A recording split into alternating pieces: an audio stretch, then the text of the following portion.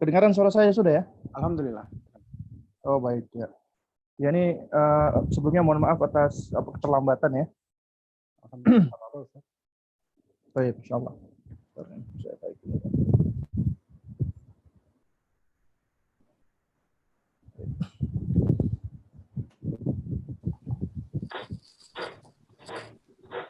Kita mulai ya.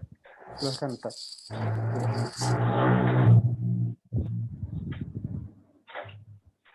Bismillah, assalamualaikum warahmatullahi wabarakatuh. Waalaikumsalam warahmatullahi. Innal hamdalillah nahmaduhu wa nasta'inuhu wa nastaghfiruhu wa natubu ilaih wa na'udzu billahi min syururi anfusina wa min sayyiati a'malina may yahdihillahu fa huwal muhtad wa may yudlil falan tajida lahu waliyyan mursyida. Asyhadu an la ilaha illallah wahdahu la syarika lah wa asyhadu anna Muhammadan abduhu wa rasuluh la nabiyya ba'dahu amma ba'du. Allahumma salli ala Muhammad wa ala ali Muhammad kama sallaita ala Ibrahim wa ala ali Ibrahim wa barik ala Muhammad wa ala ali Muhammad kama barakta ala Ibrahim wa ala ali Ibrahim innaka Hamidum Majid amma ba'du.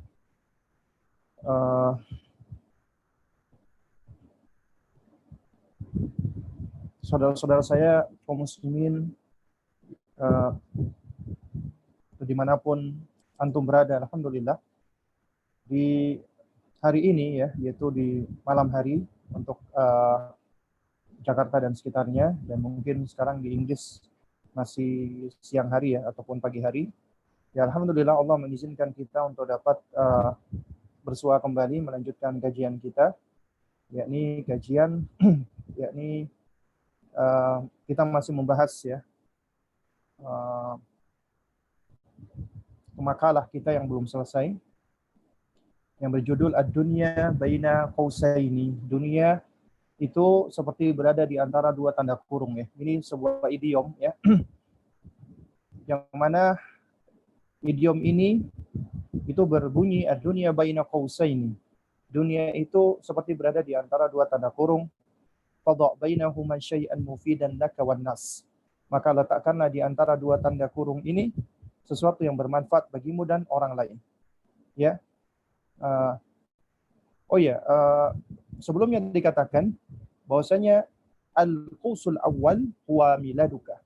Tanda kurung pertama itu diawali dengan kelahiranmu. Maka fadha' bainahuma syai'an mufidan laka wan nas.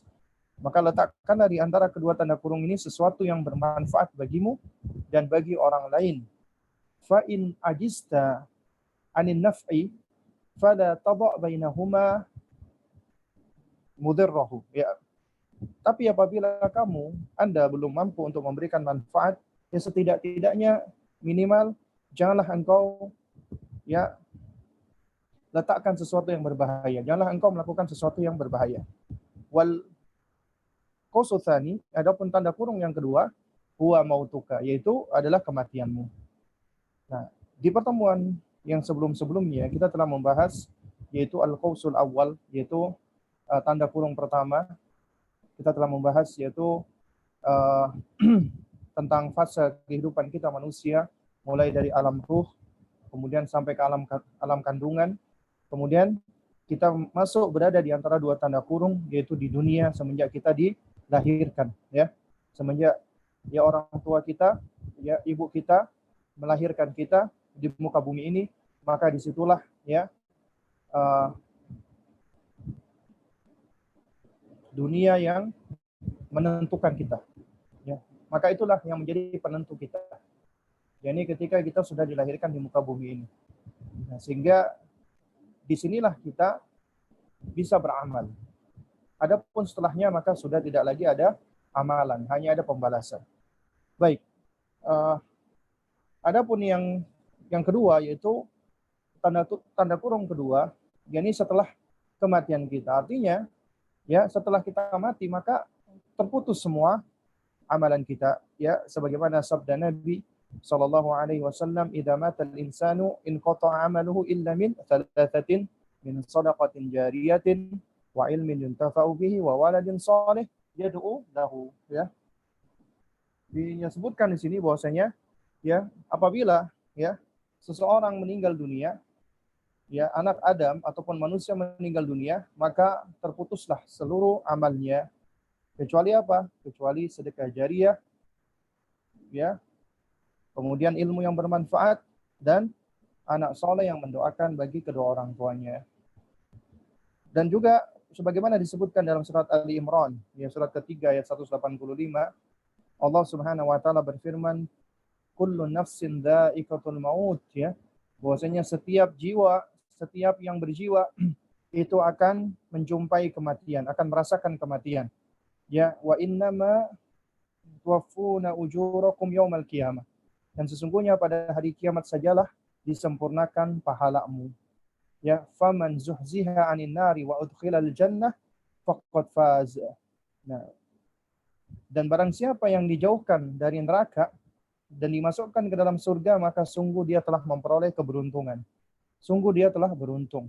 Wa mal hayatud dunya illa mata'ul ghurur. Dan kehidupan dunia ini tidak lain adalah hanya ya senang-senang, kesenangan belaka yang memperdayakan. Ini yang Allah sebutkan dalam surat Ali Imran ayat 185. Ini menunjukkan apa? Menunjukkan bahwasanya kita semua akan mati. Makanya kematian di dalam Al-Quran Allah sebutkan dengan al-yakin. Karena itu adalah sesuatu yang diyakini. Ya, sesuatu yang diyakini akan datangnya. Karena Allah Subhanahu wa taala berfirman, wa'bud rabbaka hatta ya'tiyakal yakin. Maka sembahlah Rabbmu, Tuhanmu sampai datangnya al-yakin. Artinya adalah sampai datangnya kematian. Nah, jadi saudara-saudara kaum muslimin yang dimuliakan Allah Subhanahu wa taala, ya. Setelah kematian, inilah ya yang akan menjadi perjalanan panjang kita. Tapi perjalanan panjang ini adalah perjalanan yang mana perjalanan tersebut ya hanya berupa ya balasan. Artinya kita hanya ya menuai, memanen dari apa yang telah kita tanam ketika kita di dunia. Jadi setelah kematian sudah tidak ada lagi waktu atau kesempatan untuk menanam lagi atau untuk beramal lagi. Yang ada adalah waktu untuk hanya sekedar memanen.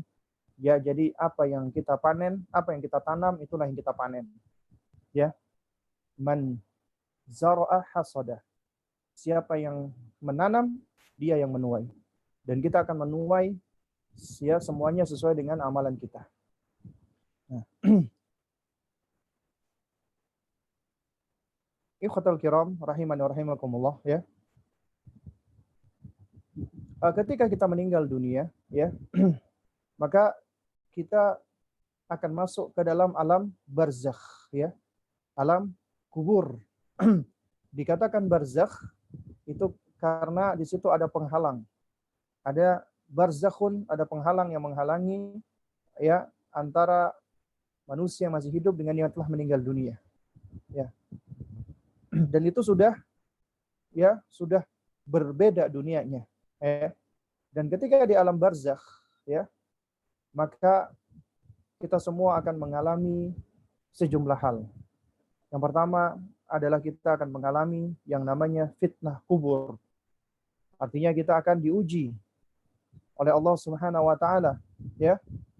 Yakni kita akan diuji dengan datangnya dua malaikat yang akan menguji kita dan bertanya kepada kita, man rabbuka wa ma dinuka wa man nabiyuka. Lalu kemudian di situ pula kita akan mendapatkan azab kubur dan juga akan mendapatkan nikmat kubur. Ya. Dan sejatinya kehidupan yang paling benar itu adalah kehidupan akhirat. Ya, itu adalah kehidupan yang sejati. Ya. Sebagaimana ucapan Anas bin Malik radhiyallahu taala anhu bahwa Rasulullah sallallahu alaihi wasallam pernah berdoa, Allahumma la aisha illa aishal akhirah. Ya Allah, tidak ada kehidupan kecuali kehidupan akhirat, ya. Artinya kehidupan yang sebenarnya, kehidupan yang sejati adalah kehidupan akhirat nanti. Mungkin kita hidup di dunia ini saat ini, tapi ini adalah kehidupan yang sementara. kehidupan yang sebentar saja. Dikatakan adalah illa asyiyatan au duhaha. Jadi kita menetap di sini itu mungkin hanya seperti waktu pagi ataupun waktu petang saja, ya. Dan ini adalah waktu yang sangat singkat sekali. Baik, jamaah kaum muslimin yang dimuliakan Allah Subhanahu wa taala, ya. Berbicara tentang bagaimana perjalanan manusia setelah kematian, ya. Maka datang sejumlah hadis dari Nabi yang mulia alaihi salatu wassalam. Di antaranya hadis dari sahabat Al-Barra bin Azib radhiyallahu taala anhu. Beliau pernah menceritakan, ya, bahwa suatu ketika beliau bersama dengan sahabat-sahabat Ansor juga bersama Rasulullah SAW pernah mengiringi jenazah, ya. Jadi ada salah satu sahabat yang meninggal dunia. Nah, ketika sampai di kuburan, ya, lalu kemudian, ya, Rasulullah SAW pun menghadap ke kiblat, dan para sahabat yang lain duduk di dekat beliau, di sekitar beliau, ya, dengan khusyuknya. Dan apabila kita perhatikan betapa para sahabat ridwanullah alaihim ajmain ketika menemani Rasulullah dan mendengarkan Rasulullah itu, mereka itu senantiasa menggambarkan seolah-olah di kepala kami ada burung, ya. Ini adalah adabnya para sahabat Nabi. Adabnya para sahabat Nabi ketika mendengarkan Rasulullah itu memberikan tausiah, memberikan ceramah, itu seakan-akan ada seekor burung yang mencelok di atas kepala, ya. Maksudnya apa? Maksudnya, ya, kalau misalnya kita, ya, mungkin ada di antara kita, ya, pernah datang ke taman safari misalnya, ya, lalu kemudian di situ ada taman burung, ya, kemudian ada tempat kita berfoto, ya. Nah, itu kalau ada di antara kita yang pernah merasakan sensasi memegang burung entah di tangan, ya, kemudian merasakan bobotnya, apalagi kalau mencelok di bahu kita atau di atas kita, itu seakan-akan, ya, kita itu, ya, diam agar burungnya tidak jatuh, ya, agar burungnya tidak lepas ataupun tidak jatuh ataupun tergelincir, ya. Jadi kita berusaha untuk menahan, kita diam, kita tenang, ya. Nah, ini adalah sesuatu yang digambarkan oleh para sahabat Nabi ridwanullah alaihim ajmain ketika mereka bersama dengan Rasulullah SAW. Ketika Nabi memberikan nasihat, Rasulullah memberikan ujangan, maka mereka mendengarkan dengan seksama. Mereka istima', ya, mendengarkan dengan sungguh-sungguh, dengan seksama, karena kata mendengar itu datang di dalam bahasa Arab dengan dua lafaz, ya, dengan dua kata, sima dan istima'. Sima itu adalah hanya sekedar mendengar saja. Ya, jadi kita hanya sekedar mendengar tapi tidak begitu seksama konsentrasi mendengarkannya. Ya, jadi mendengarkan dengan sambil lalu. Tapi kalau istima adalah kita mendengarkan dengan konsentrasi, dengan seksama, ya. Sehingga kita berusaha untuk memahami setiap kata yang meluncur tadi, ya. Ini istima', ya. Dan kita diperintahkan oleh Allah Subhanahu wa taala ketika, ya, dikatakan oleh Allah Subhanahu wa taala misalnya di dalam Al-Qur'an, fa idza quri'al Qur'anu fastami'u ya wa ansitu la'allakum turhamun. Ya, apabila dibacakan Al-Qur'an, maka istima', dengarkan dengan seksama. Allah tidak mengatakan fasma'u, tapi fastami'u, istima'lah, dengarkan dengan sungguh-sungguh. Dan diamlah, la'allakum turhamun, agar kamu dirahmati Allah. Artinya kalau kita nggak mendengarkan, ya, jika kita tidak mendengarkan Al-Qur'an dengan seksama, ya, kita tidak akan mendapatkan rahmat dari Allah Subhanahu wa taala. Nah, oleh karena itulah kita harus mendengarkan Al-Qur'an dengan seksama, dengan istima'. Dan ini adalah metode belajar. Karena di antara metode belajar, apabila kita ingin mendapatkan manfaat dari ilmu, maka yang pertama adabnya adalah kita harus ikhlas karena Allah Subhanahu wa taala. Ya, jadi tidak ada tujuan kita untuk belajar melainkan karena Allah. Ya, adalah untuk menghilangkan kejahilan kita. Itu semua adalah karena Allah Subhanahu wa taala. Karena kita dilahirkan bodoh, jahil.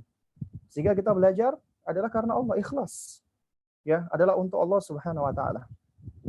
Ya, dan ini banyak datang di dalam sejumlah hadis, ya. Misalnya contohnya, ya, seperti di dalam hadis Nabi SAW, ya, hadis riwayat Imam Tabrani di dalam Mu'jamul Kabir, ketika Rasulullah SAW bersabda, man ghada ila al-masjidi ya la yuridu illa an yata'allama khairan aw yu'allimahu ya falahu ajrin haj tamah ya.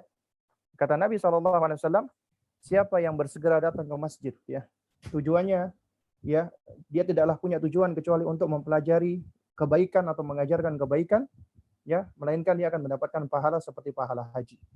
Nah, di sini datangnya adalah dalam rangka untuk apa? Untuk mempelajari kebaikan ya, untuk mengajarkan kebaikan. Dan ini semua adalah ikhlas karena Allah Subhanahu wa taala. Juga demikian ketika Nabi mengatakan man salaka tariqan yaltamisu fihi ilman sahalallahu lahu bihi tariqan ilal jannah. Siapa yang melakukan perjalanan untuk apa? Untuk iltimasul ilm, mencari ilmu. Mencari ilmu di sini tentunya adalah karena Allah. Maka Allah akan mudahkan baginya jalan ke surga. Itu adab pertama, ikhlas. Kemudian adab yang kedua adalah husnus samt. Adalah diam. Adalah harus diam ketika ya syekh atau ustadz atau guru kita sedang bicara. Kita harus diam. Ya. Kita nggak boleh bicara. Ini adalah adab. Adab yang apabila kita menginginkan ilmu kita bisa bermanfaat, maka ketika guru kita bicara, kita diam. Ya. Lalu kemudian setelah diam, istima. Mendengarkan dengan seksama. Karena kita nggak mungkin bisa mendengarkan dengan seksama apabila kita tidak diam. Ya. Jadi, as-samtu husnus samti wa husnul istima. Harus diam dengan baik dan juga harus mendengarkan secara seksama dengan baik. Kemudian al-fahmu, berusaha memahaminya. Itu adab yang keempat ya. Kita harus berusaha memahami ilmu yang disampaikan. Allah menciptakan untuk kita yaitu al-aqlu, al-fahmu, al-afida, al-fuad.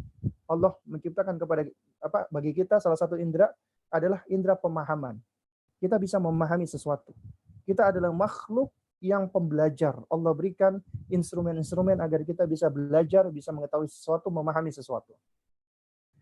Tapi di situ ada langkah-langkah, ada step. Kita nggak akan bisa memahami sesuatu apabila kita nggak berusaha untuk mendengarkan dengan seksama. Dan kita nggak akan bisa mendengar dengan sesama kecuali kita harus diam. Dan semua ini nggak akan ada manfaatnya kalau kita tidak ikhlas karena Allah Subhanahu wa taala.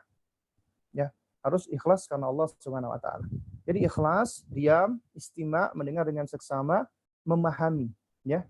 Baru kemudian setelah itu al-hifdzu, menghafal atau menjaga. Menjaga ilmu tersebut. Ya, ini ya adab yang berikutnya, al-hifdzu, menjaga ilmu tersebut. Ya. Nah, menjaga ilmu itu bisa dengan sejumlah cara. Nah, oleh karena itulah ya, ketika daurah beberapa waktu yang lalu, yaitu daurah atau pelatihan ya, ada semacam pelatihan bagi para duat atau para asatidzah, itu setiap tahun di Batu. Ketika itu Syekh Saleh Abdul Aziz Sindi, hafizahullah, beliau memberikan faidah yang luar biasa. Beliau mengatakan bahwasanya al-hifdzu ba'dal fahmi. Yang namanya menghafal itu adalah setelah memahami bagi kita orang-orang yang sudah dewasa.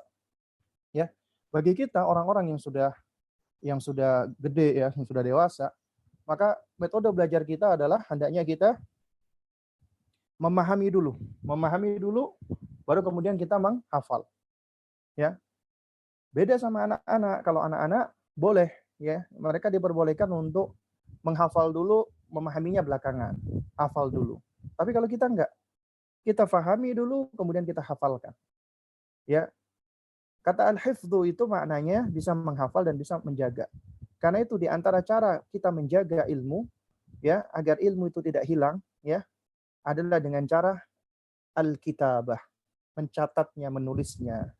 Penuntut ilmu itu harus memiliki buku catatan, harus mencatat faedah-faedah yang dia dapatkan.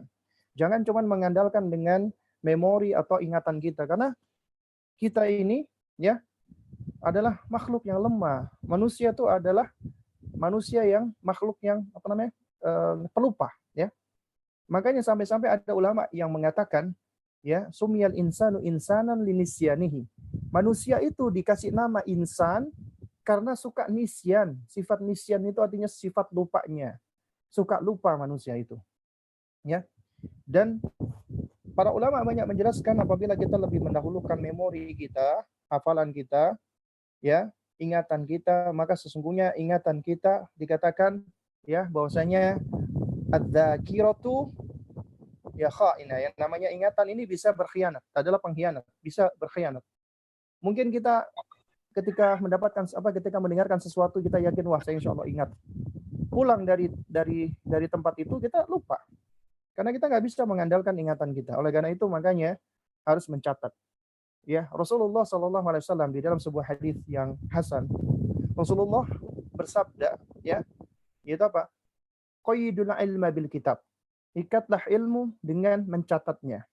Demikian pula Imam Syafi'i rahimahullah, beliau juga menasihatkan untuk qayyidul ilma bil kitabah.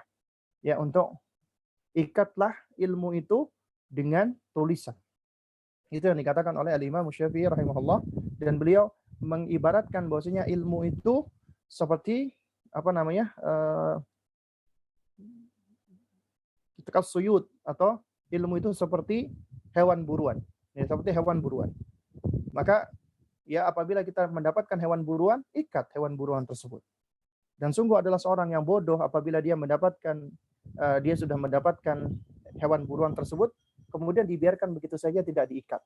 Ya, sama dengan orang yang dia belajar menuntut ilmu tapi dia tidak mau mencatatnya, pasti bakalan banyak yang lupa. Oleh karena itu makanya mencatat. Mencatat bisa dengan bolpen dan kertas, atau sekarang misalnya punya tablet, bisa mencatat di tabletnya atau diketik. Intinya mencatat, ya. Kemudian juga di antara bentuk menjaga ilmu yang berikutnya adalah mengamalkan ilmu. Karena apabila kita ingin supaya ilmu kita itu bermanfaat, ya, dan juga itu lebih langgeng, amalkan. Bahkan amalan inilah yang akan menjadi penentu ilmu kita. Karena yang dihisab oleh Allah adalah amal kita. Percuma kita punya banyak ilmu kalau nggak diamalkan. Ilmu itu bisa menjadi hujjatun alaina, bisa menjadi musuh bagi kita. Bukan hujjatul lana, bukan menjadi hujjah yang akan mensupport atau mendukung kita. Ya.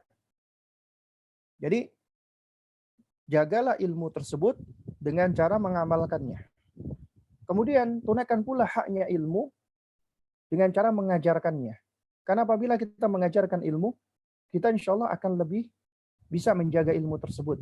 Karena di antara cara kita ingin menghafal ilmu, menjaga ilmu dengan cara mengajarkannya. Dan mengajarkan ilmu itu terutama adalah untuk siapa? Untuk keluarga kita, orang-orang terdekat kita. Tentunya setelah kita amalkan. Ya, jadi kita amalkan, kemudian kita ajarkan.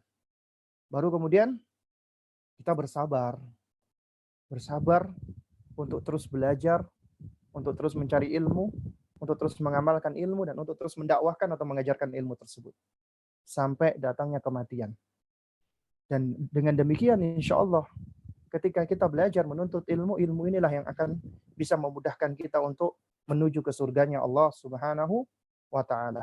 Ya, untuk bisa menuju ke surganya Allah Azza wa Jalla. Dan ini ditunjukkan oleh para sahabat, yang mana ya sebagaimana Al-Bara' bin Azib di dalam hadis ya, yang tentang masalah Rasulullah ketika mengiringi jenazah, kemudian Rasulullah menghadap ke arah kiblat, kemudian sahabat duduk di sekitar beliau dengan duduk yang diam, seakan-akan ada seekor burung yang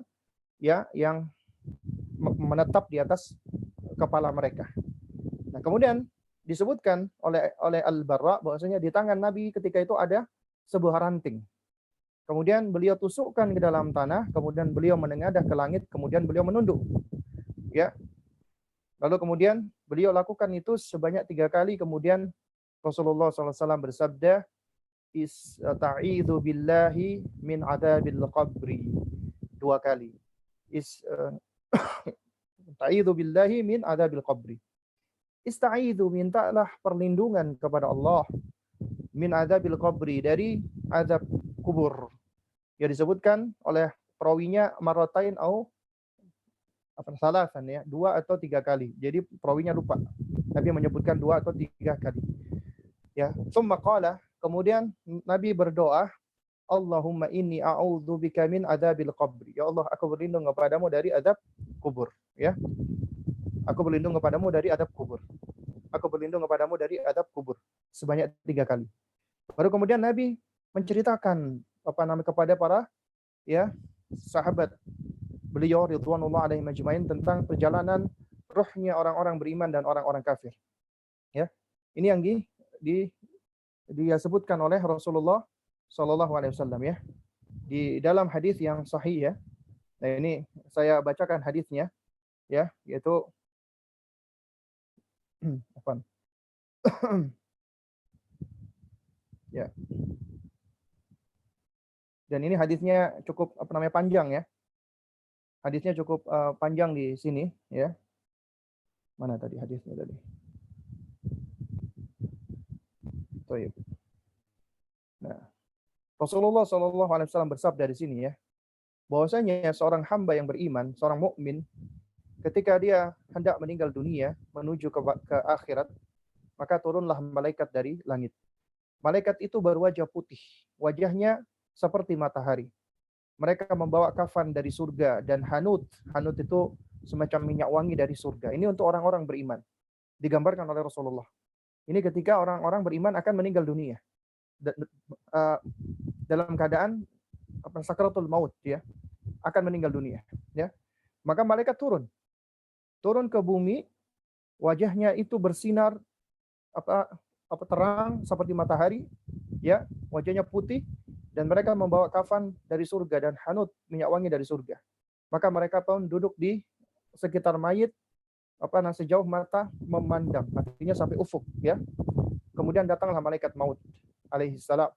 Kemudian dia mendekati sang mayit tadi, duduk di samping kepalanya, dan kemudian malaikat ini berkata ya, wahai jiwa yang baik ya,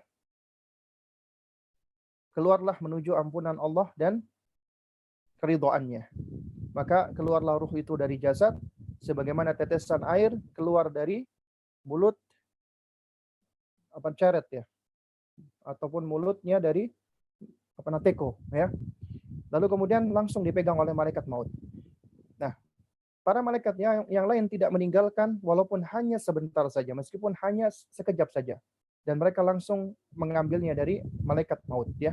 Jadi mereka langsung berebut tentang ya, ketika ruh itu keluar dari jasad seperti tetesan air yang keluar dari mulut teko, itu langsung dipegang oleh malaikat maut. Dan malaikat lain itu tidak tinggal diam.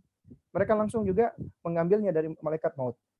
Dan mereka memberinya kafan dan hanut, yaitu parfum dari surga tadi. Maka keluarlah ruh itu dengan sangat wangi seperti bau parfum yang paling wangi yang pernah ada di muka bumi ini. Maka para malaikat itu pun naik membawa ruh sang mukmin tadi.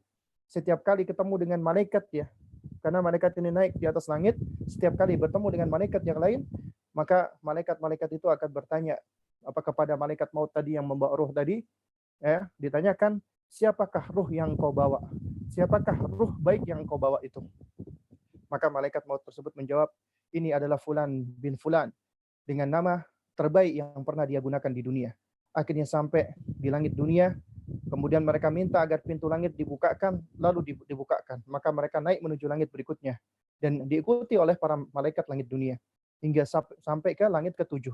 Kemudian akhirnya Allah berfirman, ya, tulis catatan amal hambaku di Illiyin. Ya. Lalu kemudian ya, Allah Subhanahu wa taala menyebutkan ya, wa ma adraka ma Illiyun. Tahukah kamu apakah Illiyun itu? Yaitu kitab marqum, yaitu kitab yang tertulis ya, dan kitab yang disaksikan oleh para malaikat. Kemudian Allah memerintahkan kepada malaikat ya, kembalikan hambaku ini ke bumi. Karena dari bumi aku ciptakan mereka, dan ke bumi pula aku kembalikan mereka, dan dari bumi aku bangkitkan mereka untuk kedua kalinya. Maka dikembalikan ruh tadi ke jasadnya. Kemudian mayit mendengar suara sandal orang yang mengantarkan jenazahnya sewaktu mereka pulang setelah pemakaman. Ya, jadi ketika mayit ini sudah masuk di dalam kubur, kemudian sudah ditutup, lalu kemudian orang-orang yang mengantarkan jenazah sudah pergi, maka ya, mayit ini bisa mendengarkan suara sandal orang yang mengantarkan jenazahnya ketika pulang ya. Baru ketika itu datang dua malaikat yang yang disebutkan di dalam sejumlah riwayat warnanya hitam, kebiruan. Dan malaikat ini adalah malaikat yang menampakkan ya sikap yang keras ya, yang suaranya keras, suaranya kencang. Lalu kemudian malaikat itu membentaknya dan mendudukkan si mayit. Kemudian malaikat pun bertanya kepada sang mayit tadi, "Man rabbuka?" Siapa Rabbmu? Kemudian si mukmin tadi berkata, "Ya, Rabbku adalah Allah." "Madinuka?" Apa agamamu? Kemudian orang itu menjawab, "Dini Islam, dini al-Islamu, agamaku adalah Islam." Kemudian ya, malaikat bertanya pula, "Siapa orang yang diutus di tengah-tengah kalian?" Maka si mukmin tadi menjawab, dia adalah Rasulullah sallallahu alaihi wasallam. Kemudian ditanya, "Bagaimana amalmu?" Mukmin tadi menjawab, "Saya membaca kitabullah dan saya mengimani dan membenarkannya." Ya. Jadi pertanyaan malaikat, siapa Rabbmu, apa agamamu, siapa nabimu? Inilah ujian, fitnah yang akan diterima oleh seorang mukmin. Dan Allah Subhanahu wa taala akan memberikan kekokohan, keteguhan, kemantapan bagi orang-orang beriman untuk menjawabnya. Ya, asalkan mereka adalah orang-orang yang benar-benar beriman dan mengamalkan ya keimanannya sesuai dengan ilmu yang benar. Sebagaimana dalam surat Ibrahim ayat 27, Allah ketika menjelaskan, Allah mantapkan mereka, Allah Allah berfirman, ya, "Yutsabbitullahu alladziina aamanu bil qauli tsabit fil hayati dunya wa fil akhirah." Ya, Allah teguhkan, Allah mantapkan, kokohkan orang-orang yang beriman dengan bil qauli tsabit, dengan ucapan yang teguh itu fid dunya wal akhirah, di dunia dan di akhirat. Ya, sehingga akhirnya orang itu bisa menjawab. Sang mukmin tadi Allah bantu, Allah teguhkan, dia bisa menjawab ketika ditanya oleh malaikat, "Man rabbuka wa madinuka wa man nabiyuka?" Dia bisa menjawab. Ya, jamaah sekalian yang dimuliakan Allah Subhanahu wa taala. Kita manusia ya. Ini cuman sebagai ilustrasi saja ya. Kita misalnya kita tahulah, sudah mengetahui sesuatu. Misalnya 1 ditambah 1 sama dengan 2 misalnya. Kemudian kita diculik oleh orang, ya. Orangnya serem, menakutkan. Kemudian kita ditaruh di dalam suatu ruangan yang sempit, seperti ruangan interogasi yang menyeramkan. Kemudian orang-orang yang menculik kita dengan wajahnya yang seram, membentak-bentak kita. Kemudian kita ditanya, "Ayo jawab, berapa 1 ditambah 1?" Nah, tentunya sebagian besar manusia ketika dalam kondisi grogi, dia nggak bisa berpikir jernih, dia ketakutan, dia sudah merasa gelisah, gundah. Akhirnya banyak di antara kita yang mungkin nggak mampu untuk menjawab, nggak mampu untuk kita berkata-kata. Nanti ini seperti kondisi orang-orang kafir. Ketika ditanya, mereka nggak bisa menjawab, ya. Mereka nggak bisa menjawab. Ataupun orang-orang yang Muslim tapi yang banyak melakukan kemaksiatan. Ya, ketika di dunia jauh dari Allah Subhanahu wa taala. Ya.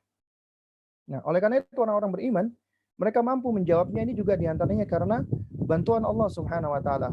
Allah teguhkan baginya ya al-qaulu tsabit, ucapan yang teguh di dunia dan di akhirat. Karena di dunia dia senantiasa ya mengucapkan ya kalimat-kalimat tauhid dan dia mengamalkan dan dia memahami, mengamalkan konsekuensi-konsekuensinya. Dia tahu ketika dia mengucapkan la ilaha illallah, apa itu maknanya, apa itu konsekuensinya. Ya. Nah, oleh karena itu ketika dia sanggup bisa menjawab pertanyaan malaikat, maka tiba-tiba ada suara dari atas. Ini masih dalam lanjutan hadis. Ya, dikatakan, "Hambaku benar, bentangkan untuknya surga. Berikan pakaian surga untuknya, bukakan pintu surga untuknya." Maka dia pun mendapatkan angin surga dan wangi daripada surga, dan kuburannya diluaskan sejauh mata memandang sampai kepada ufuk. Ini nikmat kubur. Setelah mendapatkan fitnah, orang mukmin ini mampu melewati fitnah ujian tersebut, Allah berikan nikmat. Nikmat kubur itu adalah nikmat kuburannya dibentangkan luas, ditampakkan baginya surga, ditunjukkan ini tempatmu nanti ketika di surga, kemudian dia bisa merasakan aroma-aroma surga. Dia merasakan nikmatnya luar biasa. Hanya karena dia bisa melihat surga, bisa merasakan aromanya surga, itu sudah menjadi nikmat yang luar biasa. Dan dipakaikan dia dengan pakaian surga. Ini nikmat. Ya, padahal masih belum masuk ke dalam surga. Ya, padahal masih belum masuk ke dalam surga. Lalu kemudian, ya, datanglah orang yang wajahnya bagus, pakaiannya bagus, baunya wangi. Dia mengatakan kabar gembira dengan sesuatu yang menyenangkan kamu. Kabar gembira dengan ridha Allah dan surga dan penuh kenikmatan abadi. Inilah hari yang dulu kamu dijanjikan. Maka si mayit yang tadi, si mayit mukmin tadi, dia keheranan. Dia bertanya, semoga Allah juga memberi kabar gembira untuk Anda. Siapakah Anda? Wajah Anda sungguh mendatangkan kebaikan. orang yang berwajah bagus ini pun dia menjawab, aku adalah amal solehmu. Aku adalah amal solehmu. Ya, subhanallah. Amal soleh kita itulah yang akan menemani kita di kesepian. Ketika kita di kuburan, kita seorang diri, kita kesepian. Ternyata yang bisa menemani kita di kuburan adalah amal soleh kita. Ya, adalah amal soleh kita. Itu yang bisa menemani kita di surga Allah Subhanahu ketika di alam kubur, ya. Dan ini diantara nikmat yang Allah berikan. Dan jemaah kaum muslimin yang dimuliakan oleh Allah Subhanahu wa taala, apabila kita mendengarkan hadis-hadis seperti ini, dan apalagi jika hadis itu adalah hadis yang sahih, hadis yang datang dari dari hadis-hadis riwayat Imam Bukhari, Imam Muslim, atau hadis-hadis yang memang persaksikan oleh para ulama ahli hadis, ya, bahwasanya ini adalah hadis yang valid, yang otentik, maka kita wajib mengimani dan meyakininya, ya. Dan nggak boleh kita berusaha untuk meragukannya, ya, karena kok menurut akal kita kok nggak masuk akal. Akal kita ini terbatas. Kewajiban kita adalah ketika Allah memberikan kita akal, tunduk pada wahyu Allah Subhanahu wa taala. Karena tidak semua akal kita mampu menjangkaunya. Ya. Nah, oleh karena itu kewajiban kita adalah mengimani hal ini. Lalu disebutkan kemudian dibukakan bagi sang mayit tadi pintu surga dan pintu neraka. Ya. Lalu kemudian ketika orang ini melihat neraka, disampaikan kepadanya, itulah tempatmu jika kamu bermaksiat kepada Allah. Ya, dan Allah gantikan kamu dengan tempat yang itu. Sembari malaikat, ya, menoleh ke arah surga. Ya. Lalu kemudian ketika melihat janji surga ini, sang mayit itu berdoa, wahai Rabbku, segerakanlah kiamat agar aku bisa berjumpa kembali dengan keluargaku dan hartaku. Ya. Dia ingin segera supaya didatangkan kiamat, ya. Lalu disampaikan padanya, ya, mahlan, tenanglah engkau, ya, bersabarlah. Kemudian Nabi menceritakan orang-orang yang kafir, termasuk orang-orang yang fasik, orang-orang ahli maksiat, orang-orang yang fajir, orang-orang yang berbuat keburukan-keburukan di muka bumi. Ya, dan perhatikan kata Nabi SAW. Sementara seorang yang kafir, ketika hendak meninggalkan dunia dan menuju akhirat, turunlah malaikat dari langit yang bengis dan keras. Kalau tadi orang beriman, malaikat yang bercahaya, yang berwajah putih. Tapi di sini turun malaikat yang wajahnya bengis dan keras, wajahnya hitam. Ya, mereka membawa masuh. Apa itu masuh? Kain yang kasar yang berasal dari neraka. Kemudian mereka duduk di sekitar mayit, ya, sejauh mata memandang. Kemudian datang malaikat maut dan duduk di samping kepalanya. Kemudian malaikat ini berkata kepada ruh sang mayit tadi, wahai jiwa yang busuk, wahai jiwa yang buruk, wahai jiwa yang jelek, keluarlah menuju kemurkaan Allah Subhanahu wa taala, wal iyadu billah, wa nasallallahu alaihi wal afiyah. Ya. Malaikat ini memanggil, menyebut, menyeru, mengatakan, wahai jiwa yang busuk, keluarlah engkau menuju kemurkaan Allah Subhanahu wa taala.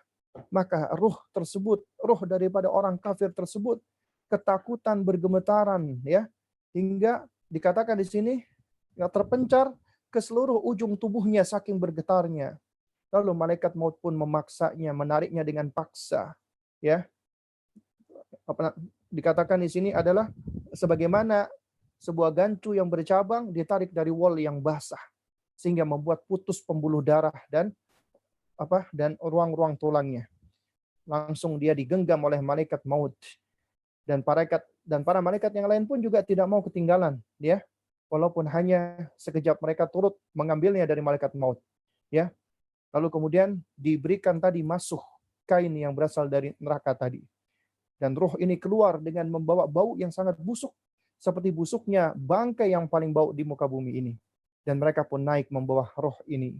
Setiap kali malaikat yang membawa ruh ini melewati malaikat yang lain, malaikat lain pun bertanya, ruh siapa yang busuk ini? Ruh siapa yang buruk ini? Maka mereka menjawab, ini adalah ruhnya Fulan bin Fulan, menyebut nama yang paling jelek yang pernah dia gunakan ketika di muka bumi ini. Hingga akhirnya sampai di langit dunia. Kemudian mereka minta dibukakan, namun tidak dibukakan oleh malaikat.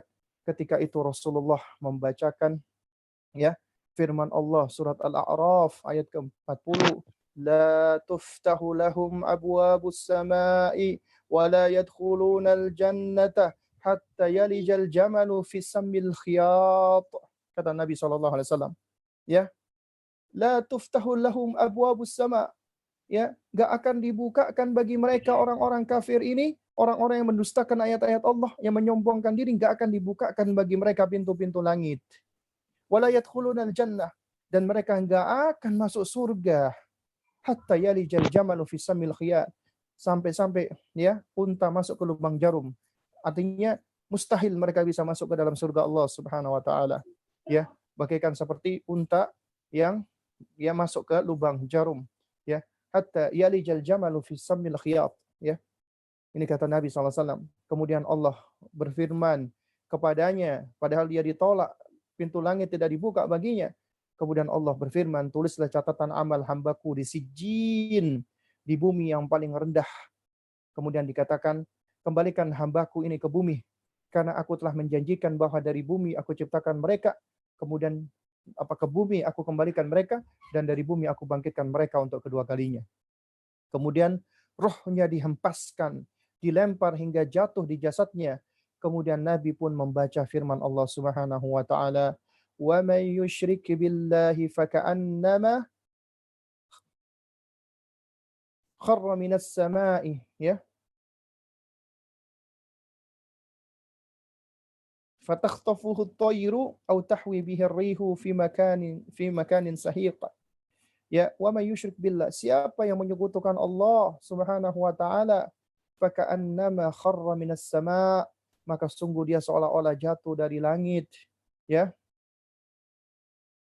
Fatakhtafuhu at-tayr, ya, lalu disambar oleh burung, au tahwi bihi ar-rih, atau diterbangkan angin, fi makanin sahiq, ya, ke tempat yang jauh. Kemudian ruhnya dikembalikan ke jasadnya, sehingga ketika dia mendengarkan suara sandal orang-orang yang mengiringi jenazahnya sudah pulang meninggalkan kuburan, datanglah dua malaikat yang menggertak berteriak dengan keras. Mereka pun menggertak si mayit dan mendudukkannya, bertanya, "Man rabbuka?" Orang itu menjawab, "Ah, la adri, aku nggak tahu." Ya, "Ma dinuka, apa agamamu?" Dia menjawab, la adri, aku nggak tahu." Ya.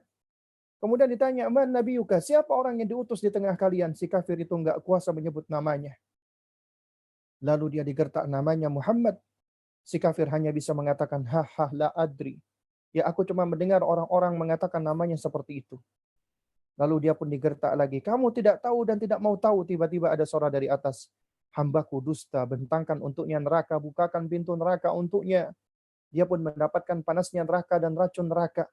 Dia kuburnya disempitkan hingga tulang-tulangnya itu hancur berserakan. Lalu datanglah orang yang wajahnya sangat buruk, bajunya jelek, baunya busuk seperti bangkai. Dia mengatakan, "Kabar buruk bagimu. Inilah hari di mana dulu kamu telah dijanjikan dengannya." Si mayit yang kafir tadi menjawab, "Kabar buruk juga untukmu. Siapa kamu? Wajahmu mendatangkan keburukan." Orang itu menjawab, "Aku adalah amalmu yang buruk." Allahumma musta'an. Amalan yang buruk itu menjadi teman bagi mereka orang-orang kafir, ya, yang malah menyesakkan, ya, ketika di liang lahat sudah sempit dia datang, ya, lalu kemudian semakin membuat sempit, ya, lalu kemudian azab Allah begitu sangat pedihnya, padahal dia belum masuk neraka namun ditampakkan neraka padanya, ya, lalu kemudian, ya, uh, dia pun merasakan aromanya dan panasnya, ya. Lalu kemudian di dalam lanjutan hadis, kemudian diserahkan kepada makhluk yang buta, tuli dan bisu. Dia membawa sebuah pentungan. Andaikan dipukulkan ke gunung, niscaya gunung itu akan hancur menjadi debu. Kemudian benda itu dipukulkan ke mayit tersebut, ya. Dan dia pun hancur, ya, hancur lebur. Kemudian Allah kembalikan dia semula utuh. Kemudian dipukul lagi dan dia berteriak-teriak dengan begitu kerasnya, ya. Dan dia berteriak-teriak dengan begitu kerasnya sehingga bisa didengarkan oleh berbagai macam makhluk kecuali jin dan manusia. Lalu dibukakan untuknya neraka dan disiapkan tempatnya di neraka. Maka dia pun berdoa memohon, "Ya Rabbi, janganlah engkau tegakkan kiamat janganlah engkau datangkan kiamat ya Allah. Ya, hadis ini diriwayatkan oleh Imam Ahmad, kemudian oleh Imam Abu Dawud ya, uh, rahimahumullah. Kemudian hadis ini disahihkan oleh Syekh Su'aib Al-Arnaud rahimahullahu taala ya. Nah, jadi jamaah kaum muslimin, ya sahabat-sahabat kaum muslimin yang dimuliakan Allah Subhanahu wa taala. Ya, inilah ya hadis yang paling lengkap yang mana ya Rasulullah Shallallahu alaihi wasallam itu menjelaskan apa kita, bagaimana kondisi antara orang-orang beriman dan kondisi antara orang-orang yang kafir, dan juga bagaimana orang-orang yang ya mereka melakukan kefajiran ataupun kejelekan atau kemaksiatan. Ya. Dan kewajiban kita adalah apabila kita mendengarkan hadis-hadis seperti ini, maka kewajiban kita adalah mengimani. Orang-orang yang beriman ketika dia mendengarkan hadis-hadis yang seperti ini, dia merasakan ketakutan yang luar biasa. Karena kita semua pasti akan meninggal dunia, akan mati. Tidak ada di antara kita yang tidak pernah terlepas dari yang namanya kematian. Dimanapun kita mau bersembunyi, tetap kematian akan datang menghampiri. Hanya saja kita seringkali lalai, kita nggak tahu akan menuju kemana kita nantinya ketika kita nanti meninggal dunia. Nah, akankah kita kuat ketika nanti pada saat kita sakaratul maut, kemudian ternyata malaikat yang datang, yang akan menarik ruh kita adalah malaikat yang bengis, malaikat yang berwajah hitam, itu sudah menjadi salah satu su'ul khatimah. Itu akan menjadi ya akhir yang buruk, yang jelek untuk kita. Namun apabila yang datang itu adalah malaikat yang berwajah putih, malaikat yang bersinar seperti matahari, ya, kemudian dia membawa ya kain kafan dan juga dia membawa parfum dari surga. Ya, maka ini adalah di antara tanda-tanda orang yang mendapatkan husnul khatimah. Ya. Sedangkan kita tidaklah tahu bagaimana dengan akhir kehidupan kita. Makanya Nabi SAW mengatakan, innamal a'malu bil khawatim. Sesungguhnya setiap amalan itu tergantung ujungnya atau akhirnya. Ya. Sedangkan kita nggak tahu akan menuju kemana kita. Karena itu, ya, sahabat-sahabatku yang dimuliakan Allah Subhanahu wa taala, ya. Ketika Allah memberikan hidayah, ketika Allah memberikan taufik untuk kita, ketika Allah masih memberikan kita kesempatan untuk bisa beribadah kepada Allah, untuk bisa melakukan amal-amal kebajikan, dan ketika Allah masih memberikan hidayah untuk kita semangat belajar, semangat menuntut ilmu, maka ini adalah nikmat yang besar yang harus kita jaga, yang harus kita pelihara, ya. Dan jangan sampai kita biarkan atau kita lepaskan nikmat ini, ya, sehingga akhirnya Allah bisa mencabut nikmat ini, mengangkat nikmat ini kapanpun yang Dia mau, dan tentu itu adalah bencana yang besar bagi kita, musibah yang besar bagi kita. Karena sesungguhnya musibah yang paling besar itu bukanlah musibah yang menimpa badan kita, fisik kita, harta kita, bukan, atau anak-anak kita, bukan, tapi musibah yang menimpa agama kita. Itu adalah musibah yang paling besar, ya. Dan sobat muslim yang dimuliakan Allah Subhanahu wa taala, ya. Karena itulah di dalam hadis, ya, yang juga termaktub di dalam Arba'in An-Nawawi, ya, hadis nomor 5, hadis tentang yang berbicara tentang masalah takdir Allah Subhanahu wa taala, ketika Rasulullah sallallahu alaihi wasallam menjelaskan tentang tahapan-tahapan kehidupan manusia yang dijelaskan mulai dari nutfah, mudghah, ya, nutfah, kemudian menjadi alaqah, kemudian menjadi mudghah, ya. Kemudian Allah mengutus malaikat. Lalu kemudian di akhir hadis, ya, Rasulullah Shallallahu Alaihi Wasallam itu memberikan sebuah nasihat yang sangat luar biasa sekali, yang harus kita camkan dan harus kita pahami bersama. Yakni ketika Rasulullah Shallallahu Alaihi Wasallam di akhir hadis, ya, beliau bersabda, ya, ya, yakni ketika Rasulullah Shallallahu Alaihi Wasallam itu bersabda, ya, wa anna rajulan la ya'malu bi'amalin ahlil jannah hatta yakuna bainahu wa bainaha illa dhira' fayasbiqu alaihi alkitab fayamalu bi'amalin ahlin nar fayadkhuluha. Ada seorang yang dia gemar melakukan perbuatan amalnya orang-orang ahli surga. Dia adalah orang-orang yang semangat untuk beramal amalan ahli surga. Ya. Jadi ada orang dia memang gemar melakukan amalan-amalan ahli jannah. Sampai-sampai ya jarak antara dirinya dengan surga itu hanya satu hasta saja. Udah Allah dekatkan jarak antara dirinya dengan surga. Tinggal satu hasta saja. Fayasbiqu alaihi alkitab. Akan tetapi Allah punya ketentuan lain sesuai dengan keadilan Allah. Fayamalu bi amalin ahli nar. Kemudian dia beramal dengan amalannya para penghuni neraka. Dia tutup amalnya dengan amalan ahli neraka. Fayadkhuluha. Kemudian dia masuk ke dalam neraka. Dan dia tentunya ini adalah kerugian yang sangat besar sekali. Di sisi lain sementara itu pula dikatakan ya di dalam lanjutan hadis ya wa anna ar-rajula la ya'malu bi amalin ahli an-nar hatta yakuna bainahu wa bainaha illa dhira' fayasbiqu alaihi al-kitab fayamalu bi amalin ahli al-jannah fayadkhuluha. Ada seseorang yang dia gemar melakukan amalan-amalan ahli neraka, gemar melakukan kemaksiatan, gemar melakukan perbuatan-perbuatan dosa. Sampai jarak antara dirinya dengan neraka itu hanya satu hasta. Akan tetapi Allah punya kehendak lain. Allah memutuskan lain. Allah punya keputusan lain. Dia pun melakukan amalan ahli surga. Dia pun bertaubat kepada Allah. Dia melakukan amalan-amalan ahli surga. Akhirnya dia pun masuk ke dalam surga Allah Subhanahu wa ta'ala. Karena itu, ya, ikhwatal kiram rahimani wa rahimakumullah. Gak ada jaminan kita yang saat ini sedang duduk di sini, ya, gak ada jaminan kita akan diwafatkan Allah berada di atas Islam, berada di atas sunnah. Gak ada jaminan. Ya, tidak ada jaminan. Karena itu makanya kita senantiasa membutuhkan pertolongan Allah Subhanahu wa taala. Kita selalu butuh agar Allah senantiasa memberikan kita hidayah. Allah senantiasa memberikan kita taufik. Allah senantiasa memberikan kita ya petunjuk. Inilah hikmah. Di antara hikmah di mana kita senantiasa mengucapkan ihdinas siratal mustaqim. Tunjukilah kami jalan yang lurus ya Allah. Tunjukilah kami jalan yang lurus. 17 kali minimal dalam sehari kita minta kepada Allah. Ya. Kita minta agar kita senantiasa diberikan hidayah, taufik agar kita berada di atas jalan yang lurus, jalan Islam ini. Itu siratal ladzina an'amta 'alaihim, itu jalannya orang yang Engkau berikan nikmat kepada mereka. Siapa yang Allah berikan nikmat?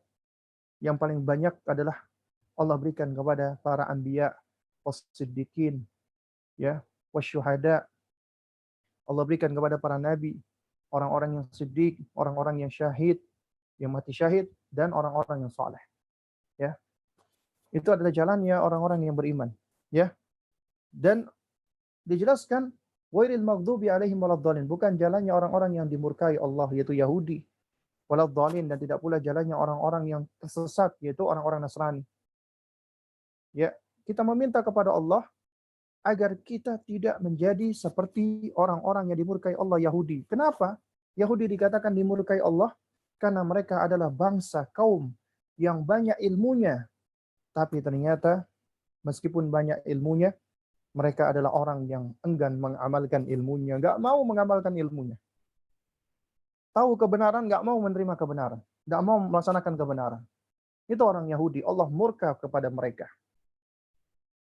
Di sisi lain, ya, orang-orang Nasrani semangat beramal, semangat untuk melakukan ibadah, tapi nggak punya ilmu. Akhirnya sesat mereka. Akhirnya mereka tersesat. Itu adalah siapa? Orang-orang Nasrani.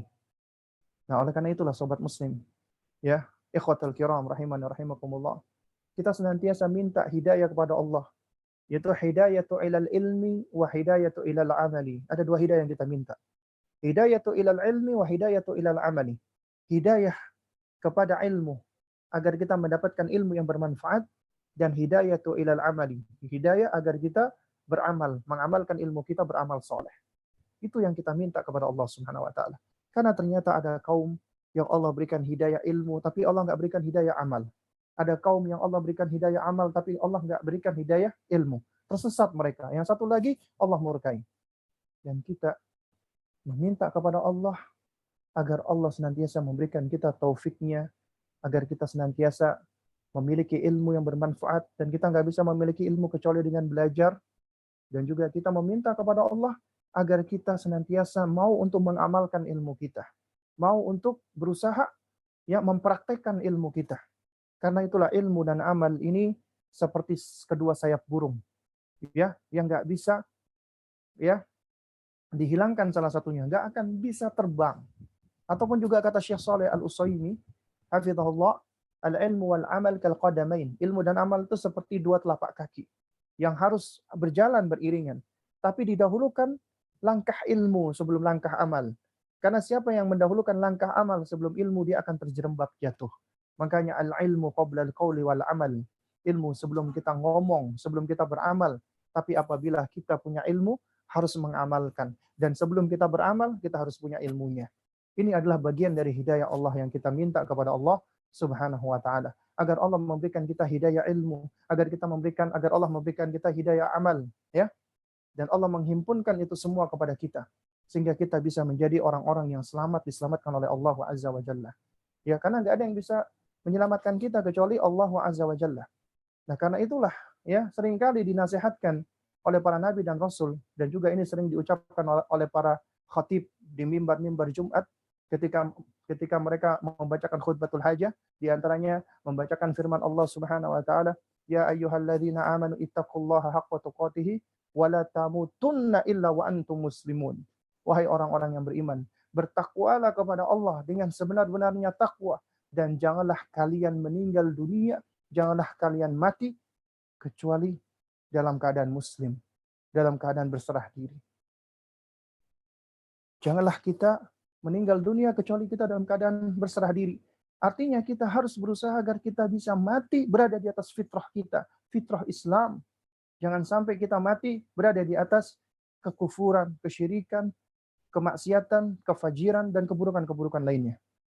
Dan itu semua nggak bisa kita lakukan kecuali dengan pertolongan Allah. Karena itulah Rasulullah Shallallahu Alaihi Wasallam, Nabi yang mulia, Nabi yang Allah Subhanahu Wa Taala sudah jaminkan surga baginya, diampunkan semua ya dosa-dosanya. Rasulullah sebagaimana diceritakan oleh ibunda Aisyah radhiyallahu taala anha, beliau adalah orang yang senantiasa selalu sholat malam hingga kakinya bengkak. Ibunda Aisyah melihat suaminya yang beliau cintai, kasihan. Beliau berkata kepada suaminya, ya Rasulullah, ya sungguh engkau telah diampunkan dosa-dosamu dan telah dijaminkan bagimu surga. Ya, seakan-akan Ibunda Aisyah mengatakan, ya nggak usah terlalu ngoyo sampai kakinya beliau bengkak. Ya, apa jawaban Rasulullah SAW? Ala akunu, ya, tidakkah aku ini hanya menginginkan untuk menjadi hamba-hamba Allah yang bersyukur kepada Allah Subhanahu wa taala. Untuk menjadi hamba yang bersyukur kepada Allah Subhanahu wa taala. Rasulullah yang sudah dijamin surga, tapi Rasulullah senantiasa berdoa dan mengajarkan kita doa, ya muqallibal qulub, tsabbit qalbi ala dinik. Wahai yang membolak-balikkan hati, teguhkan, mantapkan, kokohkan hatiku di atas agamamu. Untuk mengokohkan di atas agama Allah. Karena Allah yang membolak-balik hati kita. Karena kata qalbun, hati. Ya, qalbun memang di dalam bahasa Indonesia itu disebut hati ya. Padahal sebenarnya qalbun itu jantung sebenarnya. Atau heart itu memang benar bahasa Inggris. Tapi makna qalbun ya, itu adalah indera pemahaman ya sebenarnya. Dan qalbun itu sebagaimana dinamakan qalbun li taqallubihim. Karena memang sifatnya yang mudah taqallub, berubah-ubah. Itu sifatnya hati. Ya, hati kita ini mudah berubah-ubah. Karena itulah namanya keistiqomahan itu berat. Dan kita nggak bisa mendapatkan keistiqomahan kecuali dengan meminta pertolongan Allah Subhanahu wa taala. Yaitu dengan cara kita memperbanyak doa, minta kepada Allah, ya muqallibal qulub, tsabbit qalbi ala dinik. Wahai yang membolak-balikkan hati, kokohkan aku, teguhkan aku di atas agamamu. Bahkan Rasulullah Shallallahu Alaihi Wasallam, manusia yang paling baik ibadahnya, yang paling bersyukur kepada Allah Subhanahu wa taala, dan yang paling baik banyak berzikir kepada Allah Subhanahu wa taala. Nabi enggak pernah meninggalkan, bahkan Nabi mengajarkan kepada Mu'adz bin Jabal doa yang dibaca setiap kali selesai sholat. Allahumma a'inni ala dzikrika wa syukrika wa husni ibadatik. Allahumma a'inni, ya Allah, tolonglah aku, ya Allah.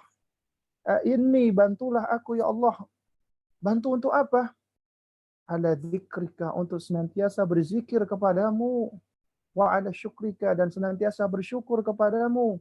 Wa ala husni ibadatik, dan agar aku senantiasa bisa beribadah baik kepadamu. Rasulullah SAW meminta pertolongan kepada Allah dan mengajarkan kepada sahabatnya untuk melakukan ini, minta pertolongan kepada Allah untuk bisa selalu berzikir, bersyukur, dan beribadah dengan baik. Lantas bagaimana dengan kita? Tentunya kita lebih butuh pertolongan Allah Subhanahu wa taala. Karena nggak ada yang bisa menolong kita, nggak ada yang bisa ya memberikan kita keselamatan, juga keistiqomahan kecuali Allah. Oleh karena itu jangan pernah kita menganggap bahwasanya semua amalan yang kita lakukan, kebaikan-kebaikan yang kita lakukan adalah dari diri kita sendiri. Jangan pernah kita punya anggapan seperti itu. Itu semua dari Allah, atas izin Allah, dengan kekuatan Allah. Makanya coba kalau kita perhatikan saat azan berkumandang, muadzin ya, pada saat muadzin itu azan ya, kita diajarkan oleh Rasulullah untuk mengulangi bacaan muadzin. Allahu akbar, Allahu akbar, kita mengucapkan yang sama. Allahu akbar, Allahu akbar. Asyhadu an la ilaha illallah, kita juga mengucapkan asyhadu an la ilaha illallah. Kemudian juga sama muadzin mengucapkan asyhadu anna Muhammadar Rasulullah, kita mengucapkan asyhadu anna Muhammad Rasulullah. Tapi perhatikan ketika muadzin mengucapkan hayya 'alas shalah, apakah kita mengulangi? Tidak. Tapi kita diajarkan Nabi untuk mengucapkan la haula wala quwwata illa billah. Tidak ada daya, tidak ada kekuatan kecuali dengan pertolongan Allah. Muadzin memanggil hayya 'alas shalah. Ayo mari menuju salat. Kita mengucapkan tidak ada daya, tidak ada kekuatan bagi kita untuk bisa memenuhi panggilan Allah, untuk bisa menuju ke masjid, untuk bisa menegakkan salat kecuali dengan pertolongan Allah Subhanahu wa taala. Kita diajarkan adab agar kita senantiasa selalu tunduk, merendahkan diri ke hadapan Allah. Kita lemah, kita butuh pertolongan Allah. Hayya 'alal falah. Marilah menuju kepada kemenangan. Kita tetap mengucapkan la haula wala quwata illa billah. Tidak ada daya, tidak ada kekuatan kecuali dengan pertolongan Allah. Kita nggak bisa mendapatkan kemenangan kecuali dengan pertolongan Allah Subhanahu wa taala. Semuanya dengan bantuan Allah Subhanahu wa taala. Karena kita hamba yang lemah, yang dhaif, yang fakir, kita butuh semuanya kepada Allah Subhanahu wa taala. Karena itu jangan pernah kita menyombongkan diri kita, jangan pernah kita ya tertipu dengan amalan-amalan kita. Nah, karena itulah pernah suatu ketika Syekh Abdul Aziz bin Baz rahimahullahu taala, beliau ditanya, "Ya Syekh, fulan qad intakas." Ya Syekh, ada si fulan. Si fulan ini telah berubah arah ya Syekh. Si fulan ini dia telah berubah.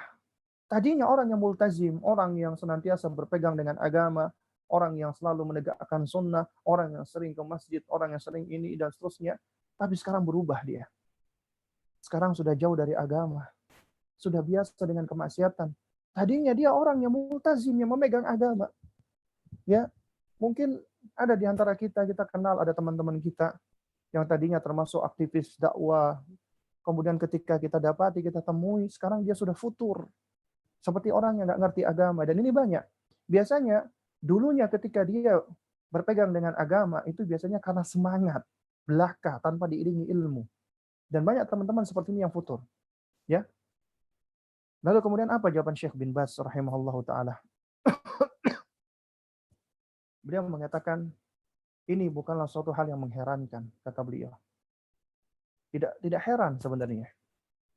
Kemudian beliau menjelaskan, ya, kenapa dia bisa intikas, kenapa dia bisa berbalik arah? Kata Syekh bin Baz rahimahullah, ya bisa jadi li amroin, karena dua hal. Karena dua hal, kata Syekh bin Baz. Yang pertama, ya, imma annahu lam yas'alillah ats-tsabat. Bisa jadi karena dia nggak pernah berdoa meminta kepada Allah agar diberikan kekokohan, kemantapan, keteguhan, keistiqomahan. Nggak pernah dia minta kepada Allah. Nggak pernah dia minta kepada Allah untuk diberikan keistiqomahan. Nggak pernah dia berdoa kepada Allah untuk diminta untuk agar dia disabatkan di atas agama ini. Nggak pernah dia berdoa ya muqallibal qulub tsabbit qalbi ala dinik. Nggak pernah dia minta kepada Allah. Seakan-akan dia nggak butuh sama Allah. Ya, dan ini adalah di antara tanda-tanda orang yang sombong. Atau wa imma annahu lam yashkurillah 'alal hidayah. Atau bisa jadi dia orang yang nggak pernah bersyukur kepada Allah, berterima kasih kepada Allah atas hidayah Allah. Hidayah yang dia dapatkan itu dari Allah, dia nggak pernah bersyukur. Malah dia menjadi sombong. Betapa banyak orang-orang sekarang ketika dia belajar, menuntut ilmu, mendapatkan pengetahuan, ilmunya tidak menjadikan dia orang yang tawadhu, tapi menjadikan dia orang yang sombong, menjadikan dirinya merasakan aku adalah orang yang paling mulia, aku adalah orang yang paling baik, aku adalah orang yang paling benar. Terkena talbisnya iblis, yang mana iblis pun jatuh kepada kekufuran pertama kali karena apa? Karena seperti itu, kesombongan, takabbur. Ana khairum minhum, ana khairum minhu, aku lebih baik darinya. Khalaqtani min nar wa khalaqtahu min tin. Engkau ciptakan aku dari api, engkau ciptakan dia dari tanah. Kesombongan iblis pertama kali. Ternyata penyakit para pelajar penuntut ilmu pertama kali kebanyakan adalah mereka jatuh kepada kesombongan, takabbur. Dan ini sudah diisyaratkan oleh Syekh Bakar Abu Zaid hafizahullah taala di dalam kitab beliau Hilyatul Talibil Ilm, ketika beliau menasihatkan ya bahwasanya al-ilmu thalathatu ashbar, ilmu itu ada 3 level, 3 celah, 3 level. Ya. Kemudian kata beliau, man dakhala shibrul awal takabbara. Siapa ya yang masuk ke level pertama dari ilmu biasanya sombong, takabbara, takabbur. Biasanya dia akan menjadi orang yang sombong. Ya, baru belajar sedikit sudah merasa tahu semuanya. Sudah langsung mendebat sana, mendebat sini, bahkan gurunya pun didebat. Ini kebanyakan para penuntut ilmu sekarang. Baru belajar dikit sudah share-share di media sosial, langsung mengajak debat sana, mengajak debat sini, menvonis sana, menvonis sini, merasa dirinya adalah orang yang paling baik, orang yang paling benar. Ini talbisnya iblis. Dan dia sudah menjadi orang yang takabur. Dan umumnya para penuntut ilmu pertama itu memang seperti ini. Man dakhala shibrul awal takabbara. Siapa yang baru masuk ke kulit permukaannya ilmu level pertama itu sombong biasanya.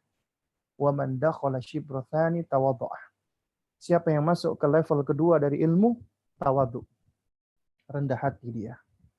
Tahu dia ternyata ketika dia semakin dalam mempelajari ilmu, ternyata subhanallah dia merasakan ternyata ilmu Allah begitu luasnya, sedangkan pengetahuan yang dia tahu itu hanya sedikit saja. Akhirnya dia menjadi rendah hati dan ilmu itu membuahkan rasa khasyah di dalam dirinya, takut kepada Allah.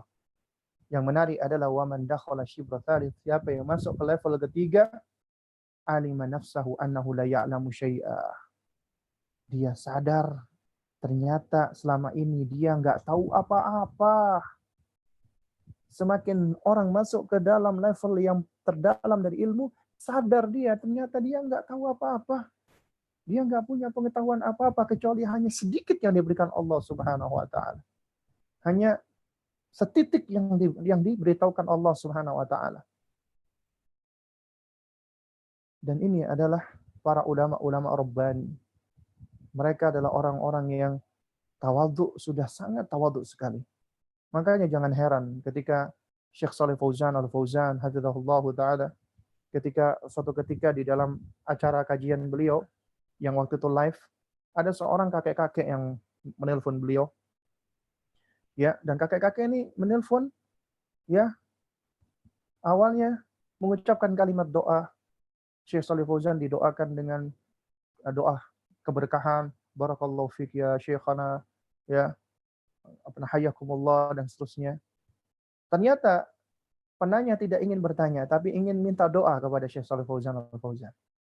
Beliau mengatakan, ya syekhana, wahai syekh kami, tolong doakan saya syekh. agar saya bisa seperti Anda dan seperti Syekh Abdul Aziz bin Baz rahimahullah. Tolong Syekh doakan saya, kata sang kakek tersebut. Apa jawaban Syekh Shalih Fauzan Al-Fauzan? Subhanallah. Coba kalau seandainya mungkin saya yang seperti itu, mungkin saya akan menjawab amin, mudah-mudahan Allah menjadikan. Ya mungkin kita akan cenderung mengaminkan. Tapi coba apa jawaban Syekh Shalih Fauzan Al-Fauzan? Beliau terdiam selama beberapa waktu. Dan ternyata tampak beliau sedang menahan air mata. Ya, beliau menahan tangisan. Baru kemudian beliau berbicara. Beliau mengatakan bahwasanya aku tidak layak. Ya, aku tidak layak ya untuk menjadi orang yang engkau berharap bisa menjadi sepertinya. Ya. Karena aku ini siapa? Aku bukan siapa-siapa. Lastu aliman, aku bukan orang yang berilmu, kata Syekh Shalih Fauzan. Padahal kita semua mengetahui bagaimana kapasitas keilmuan beliau. Lastu aliman, aku bukan orang yang berilmu. Bahkan juga untuk digelari sebagai penuntut ilmu juga aku nggak layak, kata Syekh Shalih Fauzan. Adapun Syekhuna, adapun guru kami, Syekh Abdul Aziz bin Baz rahimahullahu taala, maka beliau adalah seorang alim. Ya, maka beliau adalah seorang yang berilmu. Ya. Dan mudah-mudahan Allah Subhanahu wa taala memberikan Anda dan kita semua keberkahan di dalam ilmu. Jadi intinya beliau akhirnya mendoakan agar bisa seperti Syekh bin Baz. Tapi jangan seperti saya, kata beliau. Karena saya ini siapa? Dan subhanallah, ketika kita melihat seperti itu, ini adalah akhlaknya, adabnya seorang kibarul ulama, ulama yang senior seperti ini. Adabnya mereka, akhlaknya mereka. Juga sama demikian pula ketika Syekh Muhammad Nasruddin Al-Albani rahimahullahu taala. Ya. Sebagaimana diceritakan, ya, pernah diceritakan oleh Syekh Masyhur Hasan Abu Salman yang sudah lama, beberapa tahun yang lalu. Dan Syekh Masyhur ini diantara salah satu muridnya Syekh Albani yang cukup lama, yang mengikuti Syekh Albani dari semenjak, kalau nggak salah Syekh Masyhur masih remaja ya. Itu beliau selalu mengikuti Syekh Albani. Ya. Dan beliau tahu bagaimana akhlaknya Syekh Albani. Dan beliau pernah menceritakan, pernah suatu ketika beliau tuh ngelihat Syekh ketika pulang sholat fajar, pulang sholat subuh ke rumah, Syekh itu menghabiskan waktu paling sedikit 8-12 jam itu di Maktabah Adz-Dzahiriyah, di perpustakaan. Ya, perpustakaan di Damaskus pada saat itu, di Syam. Ya.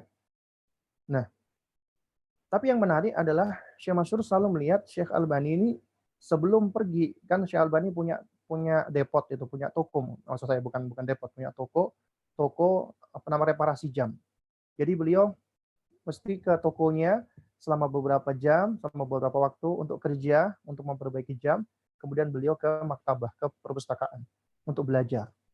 Dan perpustakaan itu udah seperti rumahnya Syekh, ya. Dan beliau itu yang membuat indeks dan lain sebagainya. Nah, kata Syekh Masyhur, pernah suatu ketika, ya, beliau itu heran. Beliau penasaran, beliau ikuti Syekh Albani, kok setiap pagi beliau selalu berbelok ke pasar.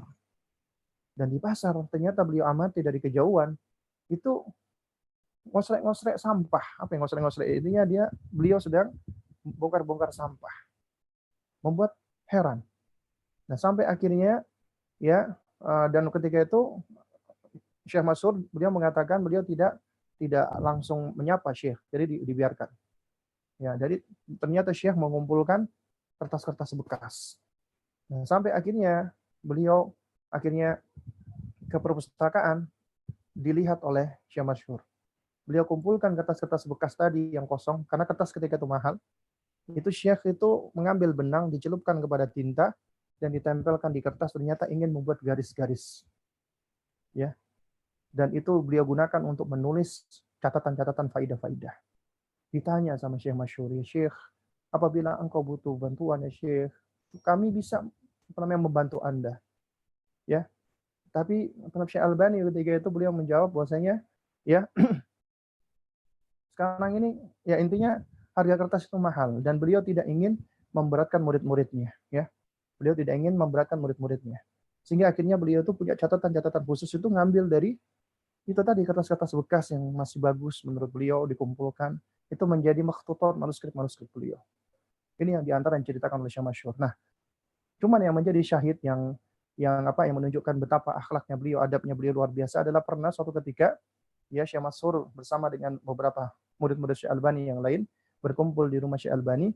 Kemudian tidak lama kemudian ada telepon berdering, ya. Nah, ketika itu telepon di zaman itu adalah telepon bukan seperti zaman sekarang. Telepon yang pakai yang dipencet terus kemudian diputar ya. Itu ada telepon-telepon zaman dahulu. Bahkan bentuknya seperti ini, seperti keong dulu tuh ya. Dan itu suaranya kencang. Artinya ketika ada telepon, semua orang di sekitar itu bisa mendengarkan percakapan. Dan lalu kemudian pernah suatu ketika ada telepon, ya. Lalu kemudian ternyata ada seorang wanita yang menelpon Syekh Albani. Nah, kemudian Syekh Masyhur dan teman-temannya bisa mendengarkan. Bahwasanya wanita ini adalah ternyata wanita dari Afrika. Saya lupa dari Afrika mana yang dulu pernah Syekh Albani berkunjung di sana dan Syekh Albani ternyata pernah memberikan uang kepada wanita ini. Ya, pernah memberikan uang kepada wanita ini ketika itu intinya wanita ini sempat mengalami kesulitan, diberikan uang oleh Syekh. Kalau nggak salah ada yang sakit gitu ya. Lalu kemudian si wanita ini menelpon Syekh Albani ingin mengucapkan terima kasih dan wanita ini bilang, "Ya Syekh, mungkin Anda lupa dengan saya adalah wanita tua yang dulu di Afrika, Anda pernah membantu saya seperti ini begitu ya." Nah, terus kemudian wanita itu akhirnya dia menyampaikan hajatnya. Dia bilang, "Ya Syekh, alhamdulillah ya, Allah Subhanahu wa taala menganugerahkan kepada putri saya seorang anak laki-laki ya Syekh. Ternyata dia hajatnya ingin minta doa dari Syekh Albani. Ya Syekh, tolong doakan." Ya, dia bilang, "Cucuku aku berikan nama dengan namamu ya Syekh. Aku berikan nama Muhammad Nasiruddin Al-Albani. Dan aku berharap kepada engkau ya Syekh agar engkau sudi dan mengizinkan hal ini dan agar engkau dan aku ingin berdoa ya Syekh dan mohon doakan agar semoga cucuku bisa seperti engkau. Cucuku bisa seperti engkau." Apa jawaban Syekh Albani? Ternyata beliau menangis.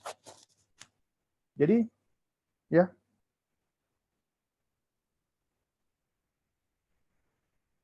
Ya. Jadi, beliau menangis beliau.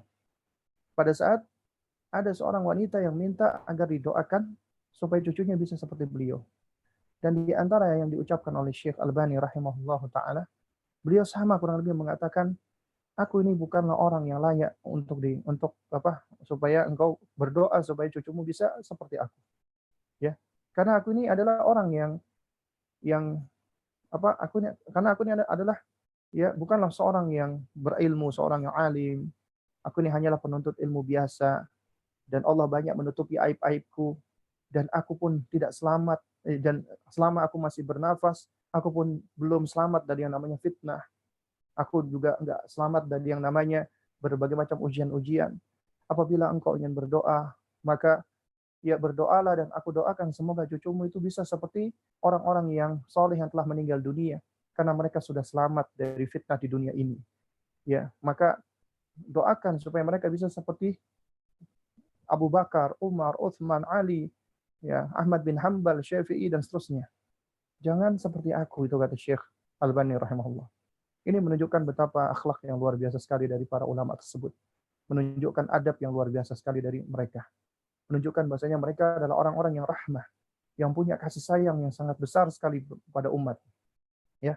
Nah, jadi ikhwatal kiram rahimani rahimakumullah ya.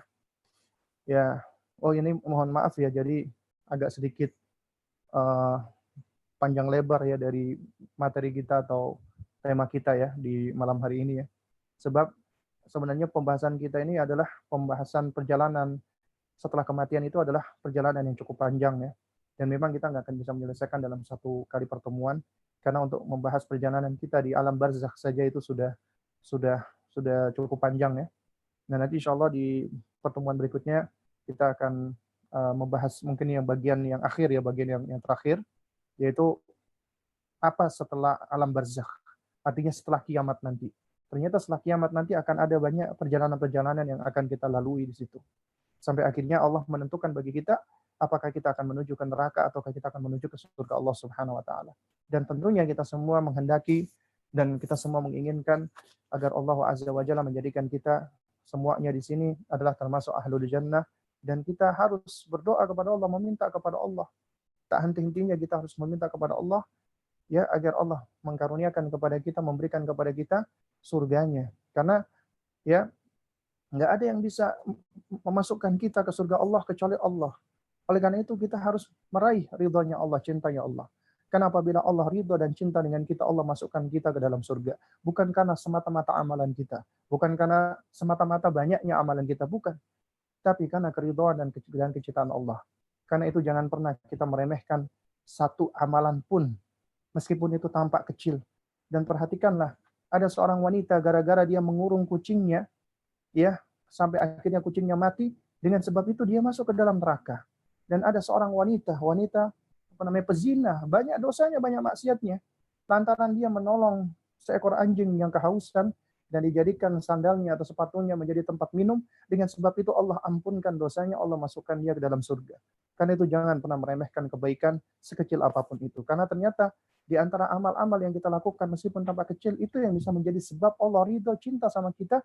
Allah jadikan itu sebab kita masuk ke dalam jannahnya atau kita masuk ke dalam surganya Allah Subhanahu wa taala. Baik, mungkin ini yang dapat saya sampaikan untuk kesempatan kita di malam hari ini.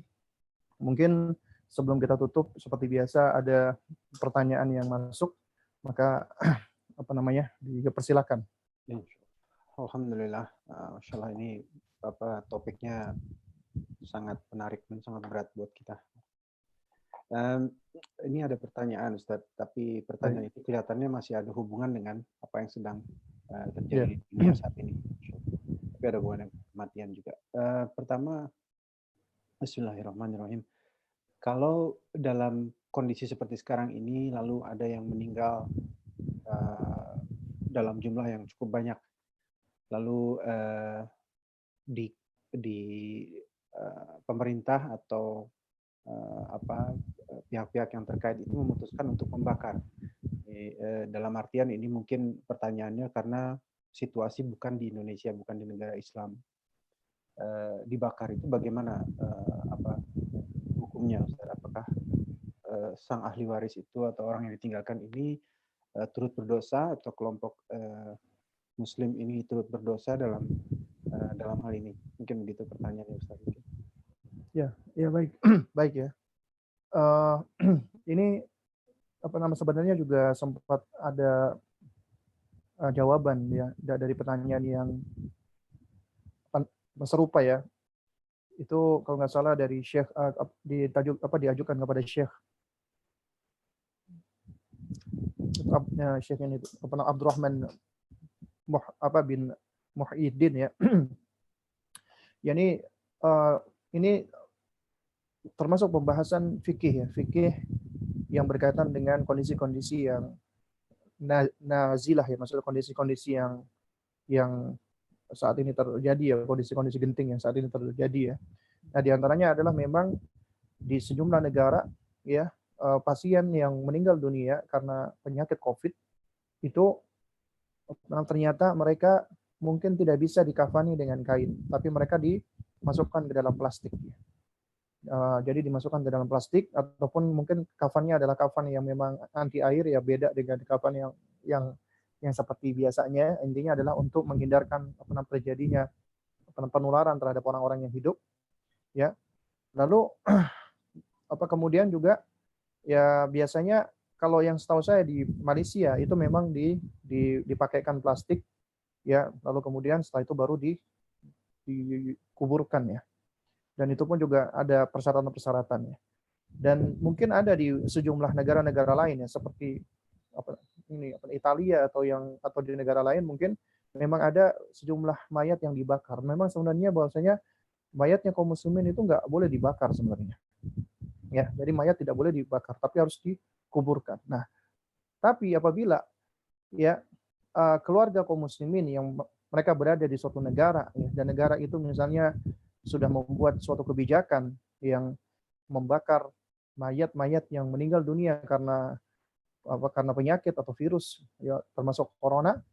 Kemudian kita tidak bisa melakukan apa-apa, artinya kita juga nggak bisa memprotes, kita mungkin cuma bisa memprotes, kita minta agar bisa dikuburkan sebagaimana mestinya.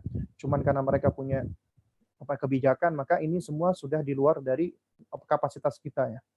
Ini di luar dari kemampuan kita, sehingga yang bisa kita lakukan adalah, ya, tentunya kita mengingkari dengan semampu kita. Ya, dengan lisan kita, misalnya kita menyampaikan keberatan juga nasihat. Kemudian kita juga pastinya wajib untuk mengingkari dengan hati, ya. Ya. Dan kalau misalnya itu tetap dilakukan, yaitu dengan cara membakar mayit tadi, dan kita sudah nggak bisa melakukan apa-apa, maka ya Allah Subhanahu wa taala itu Maha Adil, dan Allah mengetahui ya apa yang telah kita lakukan, dan mudah-mudahan Allah Subhanahu wa taala memaafkan kita, mengampuni kita, ya. Jadi yang dilihat itu bukanlah hasilnya, karena yang dilihat oleh Allah itu adalah usaha kita. Nah, selama kita sudah berusaha, maka insya Allah itu sudah cukup. Adapun nanti hasilnya, maka kita serahkan kepada Allah Subhanahu wa taala.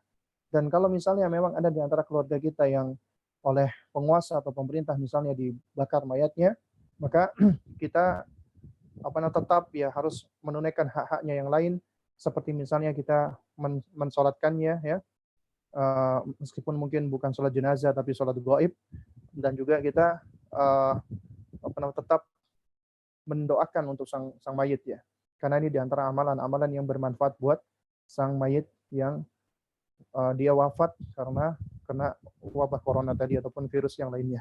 Ya, wallahu a'lam bishawab. Alhamdulillah, semoga menjawab pertanyaan. Jadi pada intinya jika terjadi demikian, sang ahli waris itu tidak berdosa kecuali setelah berusaha, ya. Iya, jadi intinya dia berusaha untuk mengingkari semaksimal mungkin dia, ya, dan kalau dia sudah berusaha, ya sudah. Intinya ya Allah tidak membebani kita yang sesuatu di luar daripada kemampuan kita, kan. Pertanyaan berikutnya, bagaimana dengan orang yang meninggal dengan tidak dikubur? Apa maksudnya dengan tidak dikubur ini dalam artian mungkin kecelakaan, mungkin ya Ustaz, misalnya kecelakaan pesawat atau kecelakaan tsunami segala macam. Kapankah mereka akan mendapatkan pertanyaan kubur atau fitnah kubur? Ya, baik. Ya, ya ini memang pertanyaan bagus, ya, dan ini juga sebenarnya sudah dibahas oleh para ulama sebenarnya tentang orang-orang yang dia meninggal dunia, misalnya dia meninggal dunia karena ini misalnya kena api ataupun terbakar, ya, sehingga tubuhnya hangus, ya, ataupun dia tenggelam, ya, sehingga jasadnya tidak diketemukan misalnya, ya, maka sesungguhnya, ya, meskipun kita atau manusia itu meninggal dunia tidak dikuburkan, ya, namun ketika dia wafat meninggal dunia, maka dia tetap akan masuk ke alam barzakh, ya. Maka dia akan masuk ke dalam alam barzakh, ya, dan dia akan tetap juga mendapatkan ujian ataupun fitnah kubur, ya. Malaikat akan datang menjumpai dia dan menfitnah atau menguji dia, ya. Maksudnya fitnah di sini adalah tetap diuji, ya. Jika dia lulus ujian tersebut, maka dia akan mendapatkan nikmat kubur. Jika tidak, dia akan mendapatkan azab kubur. Jadi ini suatu hal yang sama berlaku, ya, bagi orang-orang yang meninggal dunia, meskipun dia meninggalnya mungkin karena tsunami atau bencana atau yang semisalnya. Dan memang datang di dalam sejumlah riwayat, ya, dari Rasulullah Shallallahu Alaihi Wasallam tentang orang-orang yang meninggal dunia karena sejumlah musibah, misalnya orang yang mati karena terkena reruntuhan, ya, ataupun yang tenggelam, itu diantara orang-orang yang mati dalam keadaan mati syahid, ya. Nah, zahirnya adalah mati syahid selama dia mukmin, dia muslim, ya. Namun dalam kenyataannya, ya, Allah yang lebih tahu bagaimana kondisi orang itu, ya. Juga sama seperti kejadian yang beberapa waktu yang lalu di Palu, ya, di awal-awal musibah setelah gempa dan tsunami, itu yang namanya mayat begitu banyaknya, sehingga tentunya tidak bisa mayat ini ya yang sudah membusuk itu dimandikan, disolati, karena itu akan menimbulkan madarat yang besar ya, menimbulkan penyakit.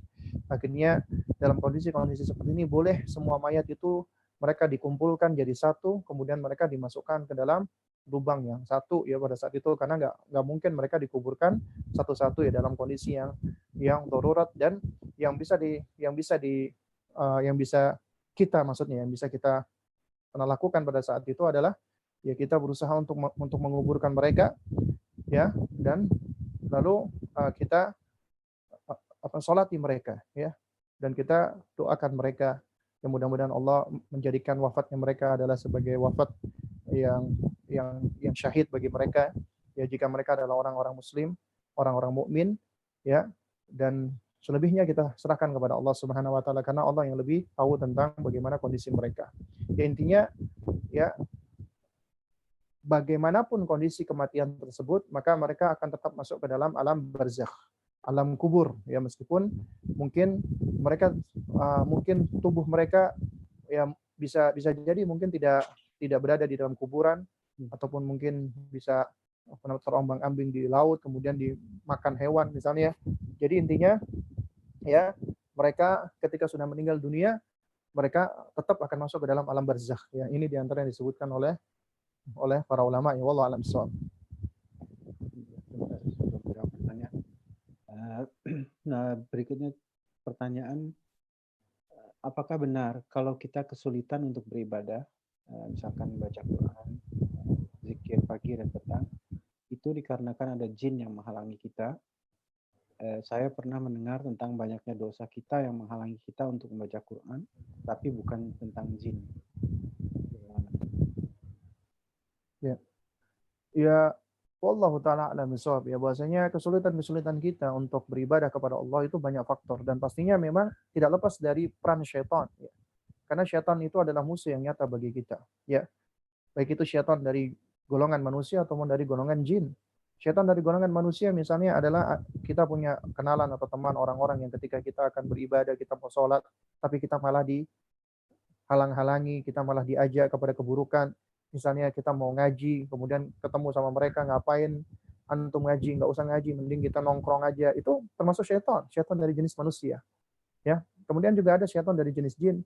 Ya, syaitan dari jenis jin adalah tentunya mereka ya banyak memberikan was-was pada kita ya. Nah, jadi jika kita misalnya tidak merasakan kekhusyuan, ketenangan di dalam ibadah, itu sebenarnya ya bisa jadi karena dua faktor tadi. Memang faktor gangguan daripada syaitan, dan yang kedua adalah karena banyak maksiat yang ada pada diri kita. Karena ketika kita banyak kemaksiatan, maka kemaksiatan itulah yang akan menyebabkan kita berat untuk beribadah. Karena setiap kali kita melakukan kemaksiatan, seakan-akan ada keburukan yang menempel kepada kita dan menggelayuti kita. Kalau kata Al-Hafidz Ibnu Qayyim rahimahullah, setiap kali kita melakukan kemaksiatan, maka akan ada satu titik noda yang menempel di hati kita. Dan apabila kita terus-terusan melakukan itu, maka noda-noda itu akan terus bertumpuk dan bisa menutup hati kita, sehingga hati kita pun akhirnya bisa bukan hanya sakit tapi mati. Jadi cahaya hidayah sudah nggak bisa lagi menembusnya. Ya, nah tapi ini semua bisa dibersihkan dengan istighfar, dengan kita banyak beristighfar kepada Allah Subhanahu Wa Taala. Ya, itu itu ada seorang dai di di Amerika ya. Ya saya lupa namanya ya. Jadi beliau bercerita, beliau pernah khutbah Jumat ya. Setelah khutbah Jumat, tiba-tiba ada seorang laki-laki yang tampak kusut, ya awut-awutan, itu minta waktunya, ingin minta nasihat. Ya ingin minta nasihat ya. Lalu kemudian oleh sang dai ini dibawa ke kantornya dia. Lalu kemudian sang laki-laki ini dia menceritakan masalahnya. Ya, intinya sang laki-laki ini dia bercerita kalau dia adalah seorang yang tadinya seorang yang bekerja di IT, punya istri maksud saya, dan punya anak. Ya. Lalu kemudian dia mendapatkan ujian, dia di PHK, lalu kemudian dia merasakan bahwasanya hidupnya ini sudah merasa sempit. Akhirnya dia aktivitasnya dia cuma tidur-tiduran saja. Dan dia mengatakan dia sehari tidur itu 18 sampai 20 jam katanya. Subhanallah, 18 sampai 20 jam dia tidur. Ya. Dia bangun, makan, tidur lagi, bangun, makan, tidur lagi. Akhirnya dia ditinggalkan oleh anak dan istrinya. Dan di kehidupan dia sehari-hari cuma itu aja, makan, minum. Dan dia nyaris tidak pernah sholat. Sering meninggalkan sholat. Ya. Sampai akhirnya pada suatu hari ya, dia akhirnya ya pastinya mendapatkan hidayah dari Allah. Dia akhirnya sholat Jumat ya, meskipun dalam keadaan berat ya. Lalu kemudian dia mendengarkan khutbah daripada sang dai tadi, ustadz tadi, yang banyak memberikan nasihat ya, yang bisa untuk dirinya. Kemudian dia minta nasihat lagi pada sang ustadz tadi, pada sang dai tadi. Dia minta lagi nasihat. Lalu sang ustadz tadi dia hanya menyampaikan dengan singkat, ya, beristighfarlah engkau, ya, istighfar, ucapkan astagfirullah. Terus dia minta lagi nasihat. Lalu kata sang ustadz tadi, cukuplah engkau sementara ini ucapkan istighfar. Banyaklah beristighfar kepada Allah Subhanahu wa taala. Nanti nanti minggu depannya lagi engkau silakan balik lagi ke sini. Ya, intinya seperti itu. Ya, akhirnya dengan perasaan kecewa, orang yang laki-laki tadi, dia balik. Dia merasa bahwasanya saya itu ingin minta nasihat kok, cuma dikasih jawaban yang dikasih nasihat yang sangat remeh seperti ini gitu kan. Ya cuman akhirnya dia pun ya tetap mempraktekkan istighfar dia. Astagfirullah, astagfirullah. Nah, lalu kemudian di Jumat berikutnya ya, setelah sang ustadz tadi ya, dai tadi khutbah, selesai khutbah dia ditemui lagi oleh seorang laki-laki yang penampilannya sudah berubah, sudah rapi, sudah bersih. Kemudian sang ustadz lagi sang ustadz tadi pangling, nanya ke sang laki-laki tadi itu, siapa Anda? Nah, katanya orang tadi, Anda pasti lupa dengan saya. Saya adalah orang yang pekan kemarin, Jumat kemarin datang menemui Anda. Oh, Masya Allah. Terus ditarik oleh sang dai tadi, dibawa ke kantornya. Kemudian sang dai tadi, Ustadz tadi ngomong, tolong ceritakan kisah Anda kepada saya. Kok Anda sekarang kok sudah bisa berubah seperti ini? Lalu diceritakan oleh sang pria tadi, intinya dia menceritakan, awalnya saya agak ragu-ragu. Dan saya merasa kecewa, marah dengan Anda. Karena saya ingin minta nasihat banyak dari Anda. Tapi ternyata Anda hanya memberikan saya nasihat yang simple, yang remeh menurut saya, cuma istighfar. Tapi nggak tahu, ketika saya mengucapkan kata istighfar ini, yang tadinya saya merasa berat untuk bangun, untuk wudhu, untuk sholat, untuk membaca Quran, itu pada hari itu saya merasa memang berat, tapi tidak seberat seperti hari biasanya. Jadi merasa lebih ringan. Nah, tiba-tiba saya terbetik dalam hati ingin membaca Quran. Akhirnya dia baca Quran. Lalu kemudian ya dia balik lagi, istighfar lagi, kemudian dia tidur. Ketika waktu asar dia bangun lagi, dia bangun dengan sendirinya katanya. Ya, lalu kemudian intinya setiap kali dia ingin melakukan perbuatan kebaikan itu semakin lama semakin ringan, semakin enteng. Akhirnya ya dia akhirnya sudah merasa mudah, ringan untuk melakukan perbuatan saleh seperti sholat, baca Quran, berzikir dan seterusnya. Akhirnya dia pun dalam waktu beberapa hari yang singkat itu dia berusaha memperbaiki hidupnya, dia cari kerja lagi, dan dia bilang hari Kamis kemarin saya resmi sudah keterima kerja. Dan saya langsung menelpon anak istri saya minta maaf sama mereka, dan saya sekarang sudah berkumpul lagi dengan anak dan istri saya. Dan Masya Allah, ya ini adalah di antara hidayah Allah Subhanahu wa taala. Lalu yang disampaikan oleh sang ustaz tadi adalah ya beliau menukilkan di antaranya nasihat Al-Hafidz Ibnu Qayyim rahimahullah. Artinya setiap kali orang itu melakukan kemaksiatan, maka setiap kali pula itu maka setiap kali orang melakukan kemaksiatan, maka setiap kali itu pula dia akan mendapatkan beban, ada kejelekan yang akan menggelayuti dirinya. Sehingga dia akan merasa berat untuk melakukan kebaikan-kebaikan. Tapi setiap kali seseorang itu beristighfar, memohon ampun kepada Allah, memohon maghfirah kepada Allah, maka setiap kali itu pula beban-beban kemaksiatan atau dosa yang menempel pada dirinya, menggelayuti dirinya, itu lepas sedikit demi sedikit. Sehingga akan lebih memudahkan dia untuk melakukan perbuatan-perbuatan baik. Karena itu, ya, istighfar itu luar biasa manfaatnya.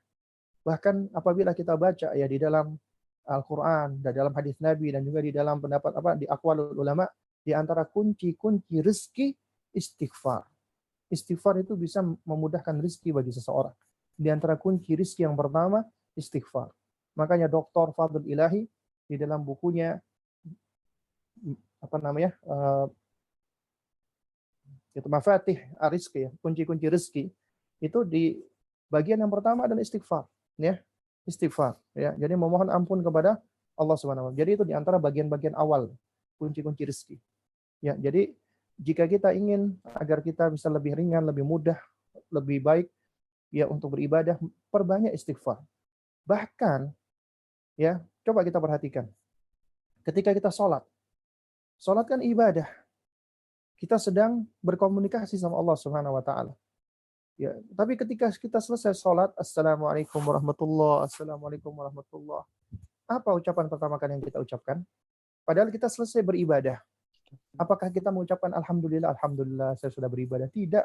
Kita mengucapkan Astagfirullah, Astagfirullah, Astagfirullah. Allahumma antas salam wa minkas salam. Kita beristighfar kepada Allah. Padahal selesai ibadah. Karena ternyata sejatinya ibadah kita itu pun juga banyak lubang-lubangnya. Kita nggak bisa benar-benar khusyuk. Dan di antara yang bisa menambal daripada lubang-lubang itu istighfar. Mohon ampun kepada Allah Subhanahu wa taala. Apabila Anda ingin supaya bisa lebih mudah ketika beribadah, lebih tenang, lebih khusyuk, istighfar kepada Allah. Kemudian selain itu juga banyak berta'awudz, memohon ya perlindungan kepada Allah dari gangguan syaitan, beristi'anah, minta tolong sama Allah Subhanahu wa taala. Insyaallah Allah yang akan menolong kita, yang akan membantu kita di dalam melakukan amalan-amalan kebaikan insyaallah. Wallahu taala alam bissawab. Alhamdulillah.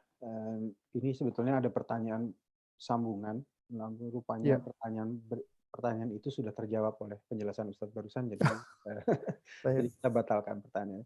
Oke. Ini pertanyaan terakhir ini yang sangat singkat pertanyaannya mungkin. Jika ada jenazah yang dikremasi ya, dibakar gitu. Nah, apakah jenazah tersebut atau jasad tersebut merasakan pembakaran itu atau tidak gitu? Oh, maaf, ini ada pertanyaan. Ya, atau merasakan atau tidak? Mungkin itu pertanyaannya, Ustaz. Iya. Wallahu taala alam bissawab ya. Jadi apakah dia bisa merasakan apakah dirinya dibakar atau tidak? Ya wallahu taala a'lam bissawab, ini adalah suatu perkara gaib ya. Sedangkan perkara gaib adalah suatu hal yang kita tidak bisa menetapkannya ya, kecuali apabila ada dalilnya, kecuali apabila ada hujahnya ya, sehingga apabila kita nggak tahu ada dalilnya maka ya kita tidak boleh ya menetapkannya. Oleh karena itu makanya saya jawab ya, wallahu taala alam bisawab. Juga kalau menurut saya ini juga suatu hal yang sebenarnya ya yang saya pahami ya dari perspektif saya juga suatu hal yang tidak begitu bermanfaat ya, dalam artian apakah ketika mayit itu dibakar dia bisa merasakan atau tidak.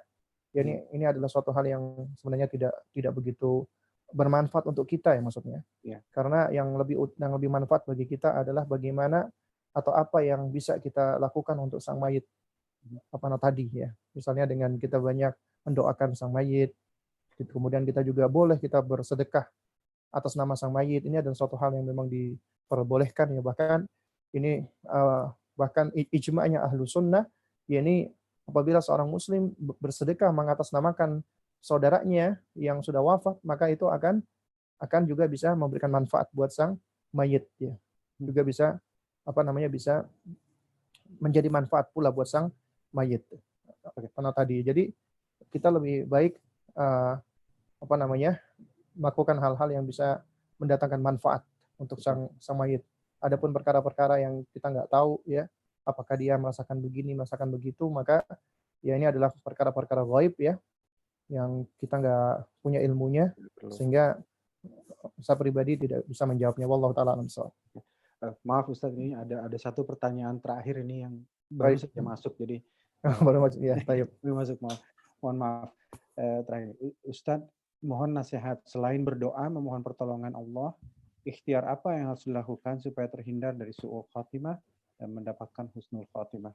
Jazakallah khair. Tayyib. Jadi di antara agar kita bisa mendapatkan husnul khatimah, ya selain kita berdoa kepada Allah Subhanahu wa taala, ya, selain kita minta kepada Allah Azza wa Jalla, dan juga kita memperbanyak amal-amal soleh. Dan amal soleh itu ada dua macam, ya. Amal soleh adalah amal soleh yang yang istilahnya itu adalah amal yang memang itu maslahatnya adalah untuk diri kita, seperti sholat, puasa, haji, itu adalah untuk diri kita. Kemudian ada yang namanya amal soleh, itu disebut dengan muta'addiyah, yaitu amal yang bermanfaat juga untuk orang-orang lain, ya. Amal soleh, tapi manfaatnya itu adalah manfaat yang bisa dirasakan untuk orang-orang lain, seperti zakat, sedekah, membantu orang lain, melepaskan hutang orang-orang lain, ya kan. Kemudian juga kita membantu orang yang kesulitan, memberi makan orang-orang yang lapar, fakir miskin, dan sebagainya. Ini adalah amal-amal muta'addiyah, ya, yang memberikan manfaat buat orang lain, dan ini adalah amal-amal yang seringkali amalan-amalan seperti ini itu lebih banyak bisa lebih banyak bisa memberikan manfaat bagi seorang hamba, ya, dibandingkan dengan amalan-amalan untuk dirinya sendiri, seperti tadi sholat, qiraatul Quran, dan lain sebagainya. Jadi amalan muta'addiyah itu adalah amalan yang manfaatnya juga bisa dirasakan oleh orang lain. Makanya kalau kita perhatikan, ya, hadis Nabi ketika menjelaskan idza mata ibnu Adam in qata amaluhu, apabila anak Adam meninggal dunia terputus amalnya kecuali 3 hal. Sedekah jariyah. Sedekah jariyah adalah sedekah, ini termasuk amalan yang bisa dirasakan manfaatnya buat orang lain. Kemudian ilmu yuntafa' bihi, ilmu yang bermanfaat, juga manfaatnya bisa dirasakan oleh orang lain. Kecuali waladun salih yad'u lahu, anak saleh adalah anak itu, kata Nabi SAW, inna auladakum min kasbikum. Sesungguhnya anakmu itu termasuk jerih payahmu, amalanmu. Ini adalah memang untuk kita, untuk orang tua. Manfaatnya adalah untuk kita. Tapi dengan kita bersedekah, itu manfaatnya untuk orang lain, tapi kembalinya juga untuk kita. Ya, kemudian ilmu yang kita ajarkan khususnya ke anak kita, ke orang lain, kita mengajarkan misalnya membaca Al-Quran. Setiap kali orang mendapatkan manfaat dari itu, pahalanya akan senantiasa mengalir untuk kita. Jadi ternyata amalan muta'addiyah itu ada di antaranya amalan-amalan yang bisa menyebabkan pahala itu mengalir untuk kita, ya. Dan ini tentunya adalah hal-hal yang bisa membantu kita untuk mendapatkan husnul khatimah. Dan juga yang perlu diperhatikan adalah ucapan para ulama, ya, yang namanya mengatakan bahwasanya almar'u mata itu ala ma'asyabihi, ya. Seseorang itu mati sesuai dengan apa yang dia biasa hidup dengannya, sesuai dengan kebiasaannya, ya. Artinya kalau kita senang dan membiasakan diri kita dengan membaca Al-Quran, ya, insya Allah kita akan diwafatkan sesuai dengan kebiasaan kita. Umumnya seperti itu, meskipun ini tidak mutlak. Karena itu makanya kita harus membiasakan ta'wid, biasakan diri kita melakukan kebaikan, biasakan diri kita untuk membaca Al-Quran, biasakan diri kita untuk berzikir, biasakan diri kita untuk menolong orang lain. Intinya apabila kita senantiasa berusaha membiasakan diri kita untuk amalan-amalan baik, insya Allah kita akan wafat di atas kebaikan-kebaikan tersebut. Juga sama apabila ada orang yang terbiasa melakukan perbuatan-perbuatan kemaksiatan, maka dikhawatirkan dia akan mati dalam keadaan seperti itu. Ya. Jadi ini mungkin yang terakhir, ya, ada sebuah kisah nyata yang diceritakan oleh seorang polisi yang mana dia pernah dinas, ya. Maksudnya dia bekerja ketika itu dia melakukan dinas ke jalan raya, kemudian ternyata ada kecelakaan, dan di kecelakaan itu, ya, ada kecelakaan, ya, ada satu mobil isinya 3 orang pemuda, 2 orang pemuda sudah wafat, 1 orang dia dalam keadaan sakratul maut, ya. Lalu kemudian oleh sang polisi ini, masya Allah, polisi sudah ngaji dia, Ya tentunya dia merasa kasihan dengan sang anak muda tadi. Dibimbingnya anak muda tadi, ditalkinnya la ilaha illallah, la ilaha illallah. Dia berharap semoga sang pemuda tadi itu bisa mengakhiri hidupnya dengan mengucapkan kalimat la ilaha illallah. Namun apa yang terjadi? Sang polisi ini dia menceritakan dengan perasaan penuh sedih, ngeri dan selainnya. Ketika diucapkan kalimat la ilaha illallah, ternyata pemuda ini mengucapkan kata-kata kotor, kata-kata jorok, yang sepertinya dia biasa mengucapkan kata-kata itu.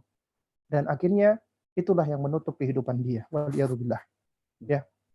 Jadi jika kita terbiasa mengucapkan kalimat tasbih, takbir, ya, tahlil, ya, kemudian juga kalimat-kalimat yang thayyibah yang lainnya, kita biasakan, dan juga sama kita biasakan anak-anak kita dari semenjak kecil mereka untuk selalu mengucapkan kalimat-kalimat yang baik. Insya Allah wafatnya juga akan diwafatkan Allah, mudah-mudahan berada di atas kebaikan, di atas husnul khatimah. Ya wallahu ta'ala alam shawab. Mungkin ini yang dapat saya sampaikan untuk kajian kita di malam hari ini. Ya, yang benar datangnya dari Allah Subhanahu wa taala, yang salah datangnya dari diri saya pribadi. Yang mudah-mudahan yang sedikit ini bisa memberikan manfaatnya, dan kita insya Allah bisa melanjutkan kajian kita berikutnya di waktu mendatang insya Allah. Mungkin ini dapat saya sampaikan. Subhanakallahumma wa bihamdik asyhadu an la ilaha illa anta astaghfiruka wa atubu ilaik. Wassalamualaikum warahmatullahi wabarakatuh. What to expect that we're going to do. Waalaikumsalam. Something like that. Ini kelihatannya semua. Alhamdulillah, terima kasih. Insyaallah pertemuan berikutnya mungkin minggu depan.